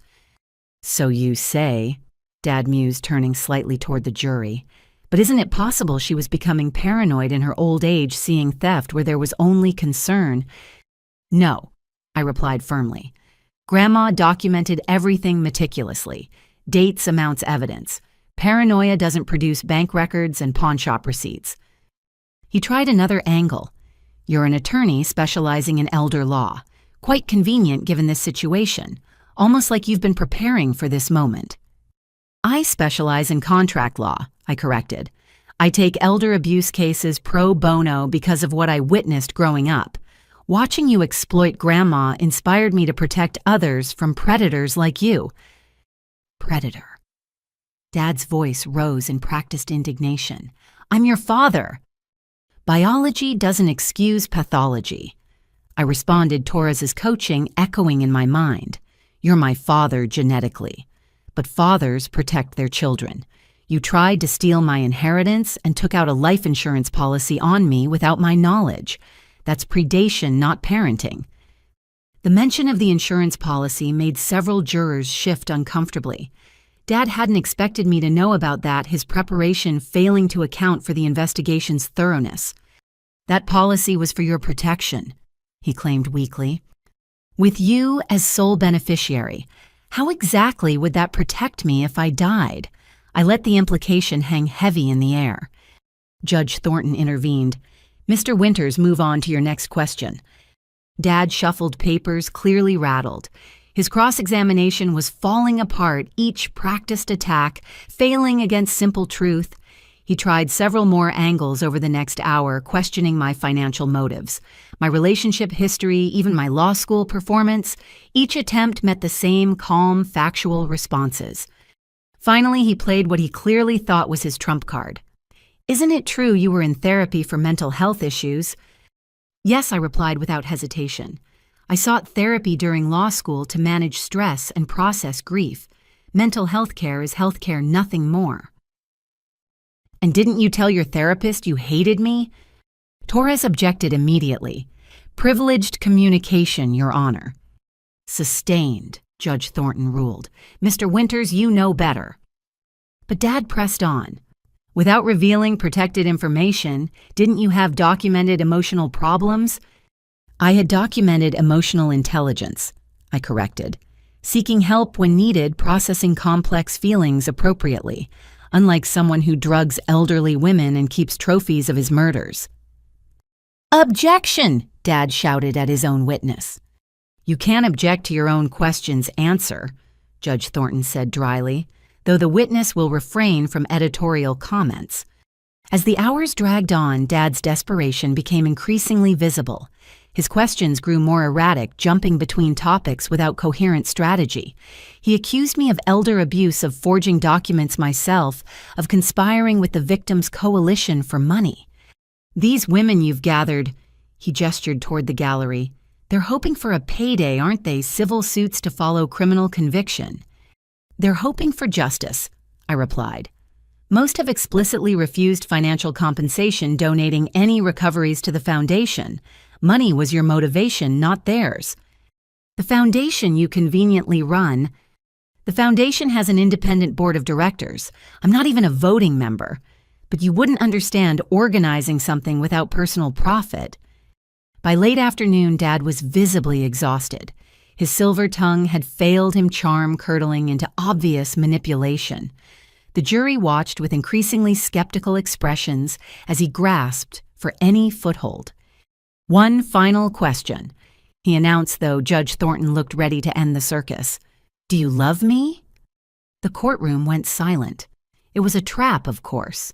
Say yes and he'd use it to argue forgiveness. Say no and he'd paint me as heartless. I love who you could have been, I answered carefully. I mourn the father you chose not to be, but I cannot love someone who murdered my mother, poisoned grandmothers, and destroyed families for profit. Love requires humanity you've proven incapable of demonstrating. Dad stared at me for a long moment, perhaps seeing clearly for the first time that his daughter was beyond manipulation. Then he spoke words that would haunt me forever. Your mother said the same thing, right before her accident. The courtroom erupted. Torres was on his feet objecting. Judge Thornton was banging her gavel. Several victims in the gallery gasped or cried out. But I sat frozen, the admission hanging in the air like a confession. Mr. Winters. Judge Thornton's voice could have cut steel. Did you just confess to murdering Marie Winters? Dad's face went white as he realized what he'd said. I meant, that's not... I want to invoke my Fifth Amendment rights. Too late for that in your own defense, the judge replied. The jury will note the defendant's statement. Ms. Winters, do you need a moment? I shook my head, finding my voice. No, Your Honor. I'm ready to continue. But there was nothing left to continue. Dad slumped back to the defense table, his accidental confession rendering further questions moot. Torres wisely had no redirect, letting Dad's words echo in the silence. As I stepped down from the witness stand, the gallery erupted in whispered conversations. Linda Patterson was crying. Eleanor McKnight looked grimly satisfied. Sharon had her face in her hands, shoulders shaking. The trial continued for 2 more days, but the outcome was decided in that moment. Dad's remaining witnesses were perfunctory character references who seemed embarrassed to be associated with him. His closing argument rambled about conspiracy and persecution, but his heart wasn't in it. Torres's closing was masterful, weaving together 20 years of predation into a narrative of evil hidden behind family ties. He played clips from Dad's accidental confession, from victim testimonies from the video Will Grandma had made. Robert Winters killed his own mother emotionally, if not physically, Torres concluded. He murdered his wife for insurance money. He poisoned elderly women for sport and profit. He kept trophies like a serial killer, because that's what he is, a serial killer who used trust as his weapon. Justice demands he never harm another grandmother, another mother, another family again. The jury deliberated for less than 3 hours. As we waited in the courthouse cafeteria, the victims' coalition surrounded me with support. We didn't talk about the trial or the expected verdict. Instead, we shared stories about the loved ones we'd lost, the memories Dad couldn't steal. When the bailiff announced the jury had reached a verdict, we filed back in solemnly. Dad sat alone at the defense table, his few supporters having abandoned him after the confession. He looked smaller, somehow. Ordinary evil, stripped of its camouflage. On count 1 murder in the first degree of Marie Winters, we find the defendant guilty. The words hit me like a physical blow, even though I'd expected them. Confirmation of what I'd always suspected but never wanted to believe. My father had murdered my mother. On count 2 murder in the first degree of Sarah Kowalski. The guilty verdicts continued for 40 minutes. Murder, attempted murder, fraud, elder abuse, conspiracy. Guilty on all 47 federal counts. The jury had believed us, the evidence believed that evil could wear a father's face. Judge Thornton thanked the jury for their service, then turned to Dad. Mr. Winters, you've been found guilty of crimes that shock the conscience. You betrayed the most fundamental human trusts, turning family into a hunting ground. Sentencing is scheduled for next month, but I'll note the federal guidelines suggest multiple life sentences. As the guards prepared to lead Dad away, he turned to look at me one last time. No remorse in his eyes, no recognition of wrongdoing, just cold hatred for the daughter who'd exposed him. This isn't over, he mouthed silently. But he was wrong. It was over. His reign of terror, his network of accomplices, his decades of predation, all over. Outside the courthouse, media swarmed. I gave a brief statement focusing on the victims rather than victory. 20 years of stolen lives end today. But our work continues. The Rose Winters Foundation will ensure no family suffers what we've endured. Elder abuse thrives in shadows. We're bringing light. That evening, the coalition gathered at my house for a quiet celebration. No champagne or cheers, just tea and remembrance. We'd won, but victory felt hollow without the people we'd lost. "Your mom would be proud," Linda said softly. "You got justice for her and all of them." Sharon attended, still fragile but determined to make amends. "I know it doesn't mean much, but I'm sorry. For everything. For helping him, for not seeing what he was, for the pain I caused." "It means something," Eleanor assured her daughter. "Apologies don't erase harm, but they start healing. That's all any of us can do now, heal and help others." As the evening wound down, I found myself in Grandma's garden. The heritage tomatoes were blooming, defying Dad's plans to destroy them. Life persisting despite attempts to uproot it. Mrs. Henderson joined me as I'd known she would. "Quite a day," she observed. "Rose always knew it would come to this, prepared you for it without you even knowing." "She protected me while teaching me to protect myself," I agreed. "Even gone, she's still taking care of me." "And now you're taking care of others," Mrs. Henderson pointed out. "The foundation, the advocacy, the example you've set. Rose's legacy lives on through you." That night, I sat in Grandma's study writing the first newsletter for the Rose Winters Foundation. We'd already received dozens of applications for help families suspicious about sudden changes in elderly relatives' behavior or finances. Each case would be investigated, support provided, predators exposed. Dad would spend his remaining years in prison, but his legacy would be the foundation that prevented others like him. Every grandmother protected, every family saved, every predator stopped would be another repudiation of his evil. The trial was over. The verdict was delivered. Justice, imperfect but real, had been served. And somewhere I was certain Mom and Grandma were finally at peace. 6 weeks after the verdict, I stood in the federal courthouse for Dad's sentencing. The courtroom was packed again, but the energy felt different. Less tension, more resolution. The victims' coalition filled the gallery, some wearing photos of lost loved ones like talismans. Dad entered in shackles, the orange jumpsuit hanging loose on his diminished frame. Prison had aged him rapidly, silver hair now completely white, the practiced charm replaced by hollow rage. He'd filed 17 appeals from his cell, all denied the legal system, finally immune to his manipulations. Judge Thornton reviewed the pre-sentencing report with visible disgust. "Mr. Winters, in my 30 years on the bench, I've rarely seen such calculated evil. You didn't just steal money. You stole final years, final moments, final chances for families to say goodbye. You murdered your own wife, leaving your daughter motherless for profit." She continued through the victim impact statements that had been submitted.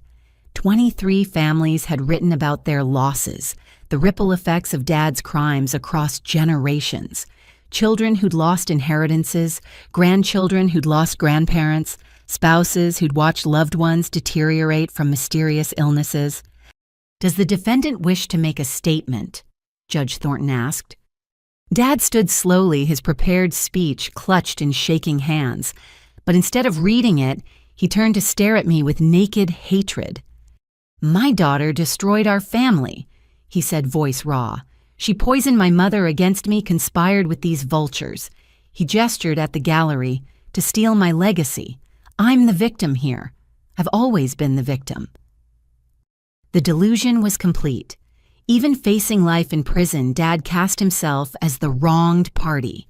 No acknowledgement of his murders, his thefts, his decades of predation. In his mind, he remained the hero of his own story. Judge Thornton's expression could have frozen hell. "Mr. Winters, your inability to accept responsibility only confirms the necessity of removing you from society permanently. On count 1, murder, in the first degree, I sentence you to life without the possibility of parole." She continued through each count, the sentences stacking like building blocks in a tower of justice. 3 life sentences for the murders, 25 years each for the attempted murders, 15 years for each fraud count. The total was meaningless arithmetic exercise in ensuring Dad would die in prison. "Furthermore," Judge Thornton added, "I'm ordering full restitution to all victims to be paid from any current or future assets. You will have no books written, no interviews given, no profit made from your crimes. Your story ends here in silence and confinement." As the guards led Dad away, he managed one last look at me. But instead of hatred, I saw something worse, absolutely nothing. No recognition of me as his daughter, no humanity at all. Just the blank stare of a predator removed from its hunting ground. Outside the courthouse, the media pressure was intense but different. The story had evolved from sensational crime to advocacy movement. I gave my prepared statement about the Foundation's work, then surprised everyone with an announcement. "We're establishing the Marie Winters Memorial Scholarship," I revealed, "for law students committed to elder advocacy. My mother never got to see me graduate, but her memory will help others fight predators, like the one who killed her." Sharon approached as the crowd dispersed. She'd been sentenced the week before 2 years probation and 500 hours of community service. The judge had recognized her cooperation and victim status, crafting a sentence that emphasized rehabilitation over punishment. "I've enrolled in social work classes," she told me, "focusing on elder care and abuse prevention. It's not enough, but it's something." "It's a start," I acknowledged. Grandma always believed in education as redemption. The Foundation's work had exploded beyond our original scope. We'd hired full-time staff, established a hotline, created educational materials for families. Banks had started partnering with us to flag suspicious account activity. Medical professionals attended our seminars on recognizing drug-induced confusion. "Your grandmother lit a match," Eleanor McKnight observed at our board meeting that afternoon. "You've turned it into a wildfire of change." The impact was measurable. 3 elder abuse rings had been exposed using our identification methods. Dozens of families had intervened before theft or poisoning could occur. Legislation named for Grandma had passed in 7 states, increasing penalties and mandating reporting. But the personal aftermath was harder to navigate. I still lived in Grandma's house now, officially mine, but forever hers in spirit. Some nights I'd dream of Mom alive and laughing, warning me about Dad in words I hadn't understood as a child. Other nights Grandma visited my dreams, proud but sad, the weight of protecting me evident even in death. The trauma manifested in unexpected ways. I couldn't drink tea others prepared, the association too strong. I obsessively checked locks installed. Excessive security started at unexpected doorbells. Trust even in innocent contexts came hard. "It's normal," my new therapist assured me. "You've discovered your entire life was shaped by a serial killer's choices. Processing that takes time." Bethany Coleman's book had been fast-tracked for publication. Inherited Evil Inside the World of Elder Predators was already generating advance buzz. She'd interviewed dozens of victims, creating a comprehensive guide to recognizing and stopping such crimes. "I'm dedicating it to all the grandmothers," she told me over lunch, "the ones we lost and the ones we saved." The book's publication coincided with a national conference on elder abuse that the Foundation co-sponsored. Prosecutors, social workers, medical professionals, and advocates gathered to share strategies. I delivered the keynote address standing before 500 people who dedicated their lives to protecting the vulnerable. My grandmother knew she couldn't stop her son alone. I began looking out at the sea of faces. So she prepared me to stand here today, asking you to help stop all the Roberts who prey on family trust. Together, we're building a world where love isn't weakness and age isn't vulnerability. The response was overwhelming. New chapters of the Foundation formed in 12 cities. Donations poured in from families who'd suffered similar losses. Corporate sponsors offered support, seeing elder protection as both moral imperative and business necessity. But the most meaningful moments came in quiet conversations. A woman in Seattle who'd intervened before her uncle could poison her mother. A man in Boston who'd recognized the warning signs in his father's new girlfriend. Families saved because we'd made our pain public. Each one matters. Linda Patterson reminded our survivor support group. We couldn't save our own, but we're saving others. That's the only victory that counts. Dad tried one last manipulation from prison, sending a letter through his lawyer, offering to reveal more victims' locations in exchange for a transfer to a minimum security facility. The FBI investigated, found he was lying, trying to trade false hope for comfort. Even facing life in prison, he remained a predator seeking angles. "He'll never stop," Sharon observed when she heard. "Even if he lives to 90 in that cell, he'll spend every day plotting, scheming, believing he's the victim. That's who he is at his core." We'd all reached that understanding differently. Dad wasn't capable of redemption because he saw nothing to redeem. In his mind, the world owed him everything, and taking it was his right.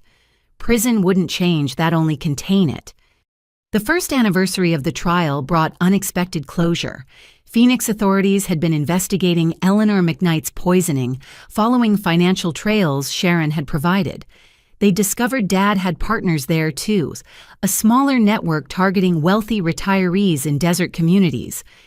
"Your testimony gave us the roadmap," the Phoenix detective told me. 3 more convictions, 7 elderly victims saved. Your father's network is completely dismantled. That evening, I hosted a remembrance dinner. The Original Victims Coalition had grown to over 50 members each, bringing photos of lost loved ones. We set places for the dead, told their stories, celebrated lives cut short, but not forgotten. To Rose Winters, Linda raised her glass of lemonade, who fought alone so we could fight together.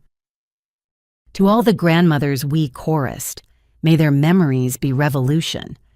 Sharon attended, still finding her place in our complicated family of shared trauma. She'd completed half her community service hours, spending them at nursing homes, teaching staff to recognize predatory visitors. Her redemption remained a work in progress, but progress nonetheless. As the evening wound down, Mrs. Henderson pulled me aside with an envelope. "Found this in my garden shed. Rose gave it to me years ago, told me to give it to you when the storm passed." Inside was another letter in Grandma's handwriting. "My dearest sunshine, if you're reading this, you've weathered the storm and emerged victorious. I knew you would. You have strength you haven't discovered yet, compassion that turns pain into purpose. Your father took much from our family, but he couldn't take our love, our legacy, our determination to protect others. The house is yours now, not just in deed, but in spirit. Fill it with laughter he tried to silence. Grow gardens he tried to destroy. Welcome families he tried to break. Make it a beacon of the hope he tried to extinguish. I'm proud of you beyond words, not for winning, but for fighting. Not for exposing him, but for protecting others.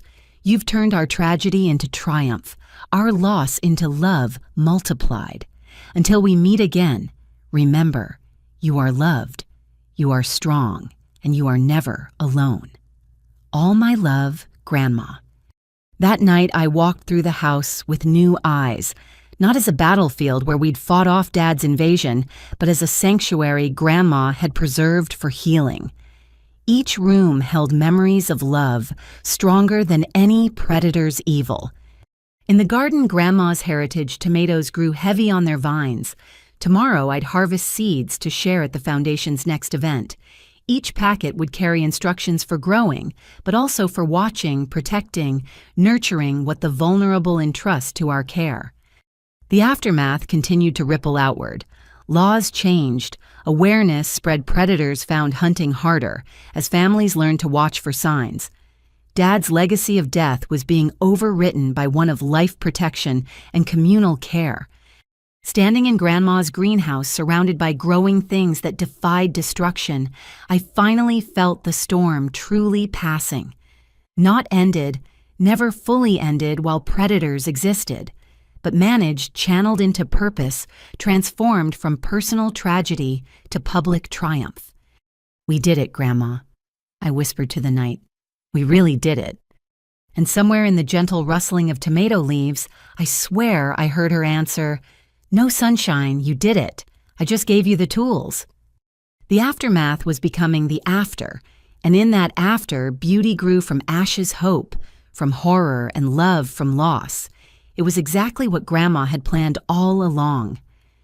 3 years had passed since Dad's sentencing when I stood in Grandma's garden on a perfect spring morning. The heritage tomatoes were in full bloom, their vines heavy with fruit that would soon be harvested and shared. The Rose Winters Foundation was hosting its annual gathering, and over 200 people were expected throughout the day. The house had been transformed into a beacon of hope, just as Grandma had envisioned. What once stood as a potential crime scene now served as headquarters for a national movement. The library Dad had wanted to gut housed resources for families suspecting elder abuse. The greenhouse Sharon had planned to demolish grew seedlings distributed to survivors, each plant a symbol of resilience. "The caterers are here," Mrs. Henderson announced, still my faithful neighbor, and now the foundation's volunteer coordinator. "And the first families are arriving." I smoothed my dress, one of Grandma's favorites that I'd had tailored to fit. Around my neck hung her pearl necklace recovered from Dad's trophy collection and reclaimed as a symbol of survival rather than theft. The early arrivals included familiar faces from the trial. Linda Patterson, now the foundation's vice president, had flown in from Tennessee, where she ran our southeastern chapter. Maria Gonzalez brought her entire extended family, 3 generations united in advocacy. Eleanor McKnight rolled up in a wheelchair she no longer needed, but kept for solidarity with those still recovering. "Look at what you've built," Eleanor marveled, gesturing at the banners, information tables, and volunteers preparing for the day's events. Rose would be amazed. "We built it," I corrected, "all of us together." Sharon arrived separately, still navigating the complex dynamics of her role in our community. She'd completed her social work degree and now worked with Adult Protective Services, using her insider knowledge to identify potential victims. Her redemption wasn't complete, might never be complete, but she devoted her life to prevention. "I brought someone," she said nervously, introducing a young woman named Amy. "She reached out after recognizing her boyfriend's behavior from your interviews. Got out before he could access her grandmother's accounts." Amy's story was one of dozens we'd hear throughout the day. Families who'd recognized warning signs intervened before tragedy struck, saved their elderly loved ones from predators who'd studied Dad's playbook. Each success story validated our pain's transformation into purpose. Bethany Coleman had arrived early to set up her booth. Her book had become required reading in elder care facilities nationwide, and she donated all profits to the foundation. Today she was signing copies and collecting stories for her second book, focused on survivor recovery. "The ripple effects continue," she told me between signatures. "Publishers want books on financial elder abuse, medical professionals are developing better screening protocols, and law schools are adding elder law specializations. Your grandmother lit a fire that's still spreading." By noon, the garden overflowed with people. Survivors shared their stories in healing circles. Prosecutors offered legal advice. Social workers distributed warning signs, pamphlets. Children played between the tomato plants, their laughter exactly what Grandma would have wanted filling her space. The formal program began after lunch. I stood at the podium we'd set up on the porch, looking out at faces marked by loss, but lifted by hope. My speech was memorized, but I set aside the cards speaking from the heart instead. 3 years ago, my father tried to steal this house, I began. He failed because my grandmother had spent decades preparing for his attempt. But she prepared for more than just defense. She prepared for this moment when her home would shelter, not just me, but all of you. I continued, each of you carries a story of loss. Parents, grandparents, spouses taken by predators who saw love as weakness. But look around. Your pain has become power. Your loss has become law. Your loved ones' memories live in every senior protected. Every predator caught, every family saved from what we endured. The crowd was silent, some wiping tears, others nodding with hard-won understanding. In the front row, our board of directors sat together, Linda Eleanor Maria Judge Thornton, who joined after retirement, and others who'd turned trauma into action. My grandmother believed in redemption. I continued glancing at Sharon. She gave my father 40 years of chances he squandered, but she also believed in justice and protection, in building walls against those who would harm the vulnerable. Today, we are those walls. I announced the year's achievements: 1,500 calls to our hotline, 300 interventions, 57 prosecutions, assisted 12 new state laws passed. Numbers that represented lives, saved families, preserved predators, stopped. But we're not done, I emphasized. Elder abuse evolves, predators adapt, and we must stay vigilant. That's why I'm announcing the Rose Winters Institute, a research center dedicated to studying and preventing elder exploitation. My grandmother was a teacher at heart. This institute will ensure her lessons reach every corner of our nation. The crowd erupted in applause. The institute had been a secret project funded by recovered assets from Dad's crimes and matched by corporate donors. It would train prosecutors, develop prevention programs, and ensure no elder faced predation alone. After the formal program, the gathering shifted to celebration. Local musicians played in the garden. Children painted flower pots to take home. Survivors planted new tomato seedlings, each plant tagged with a lost loved one's name. Detective Morrison, now retired but still consulting on elder abuse cases, found me during a quiet moment. "Your father's in solitary again," she informed me. "Tried to run a scheme on other inmates' commissary accounts. Even in maximum security, he can't stop predating." "He never will," I acknowledged. "But he's contained, and that's what matters." As afternoon faded to evening, the crowd gradually thinned. The original coalition remained, as I'd known they would, for our private tradition. We gathered in Grandma's dining room, setting places for our dead, sharing memories and updates. "Helen would have loved this," Bethany said, touching her aunt's photo. "She believed in community action, in women supporting women. This is exactly what she would have built." "My mother's proud," Maria added in her accented English. "I dream of her sometimes. She says we're warriors now, fighting for those who can't fight alone." Sharon sat quietly until Eleanor prompted her to speak. "I know I'll never fully atone," she said carefully.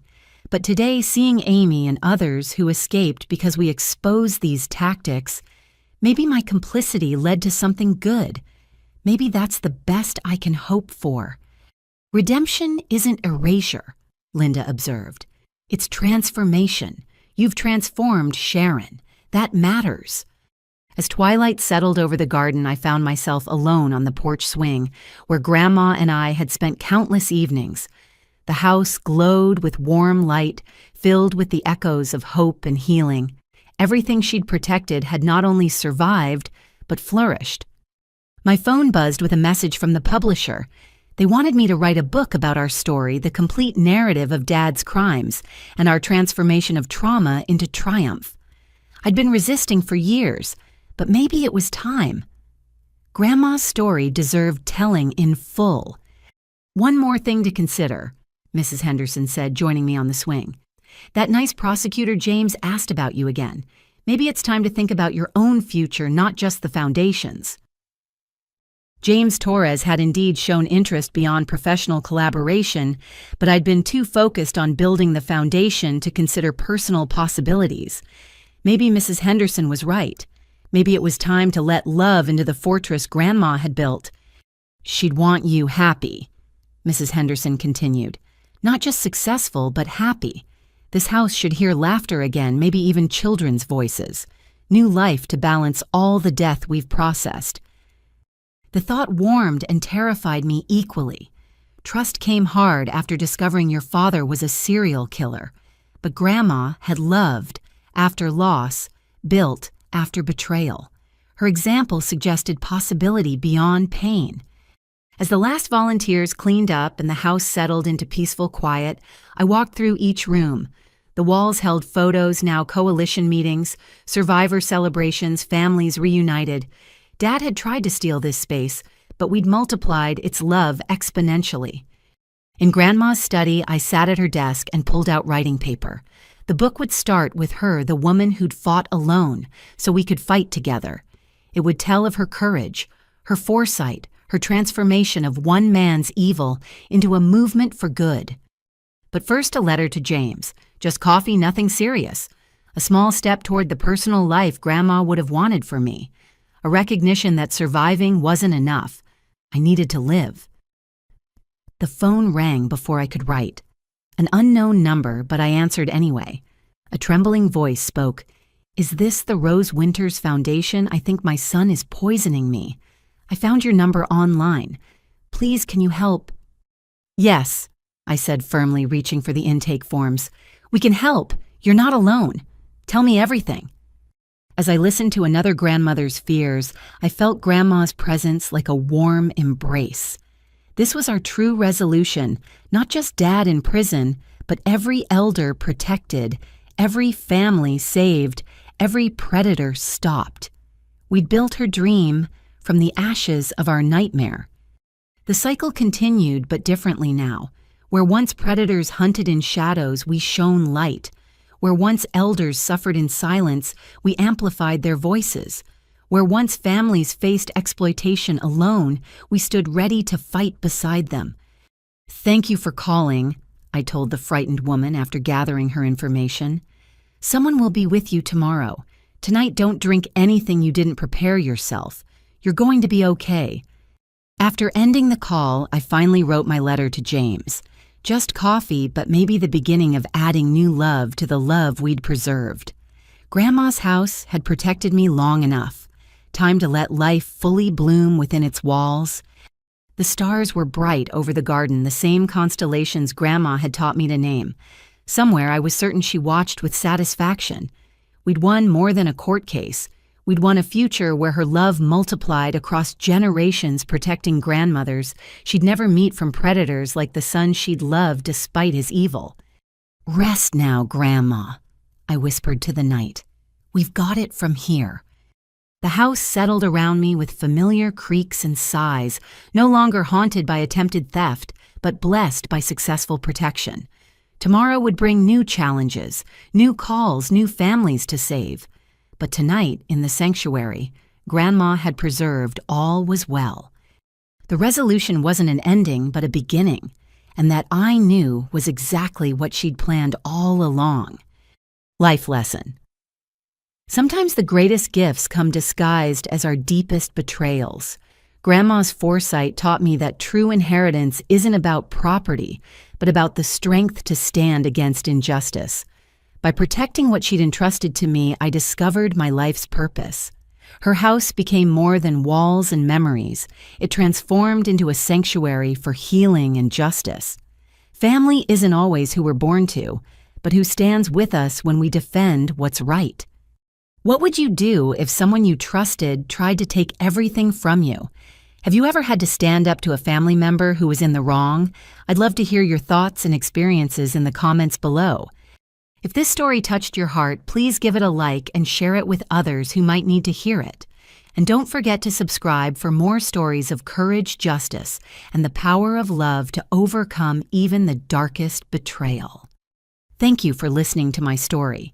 Remember, you are stronger than you know, and sometimes the family that matters most is the one you build from shared purpose and mutual protection. Stay strong, stay vigilant, and never let anyone make you feel powerless in your own life.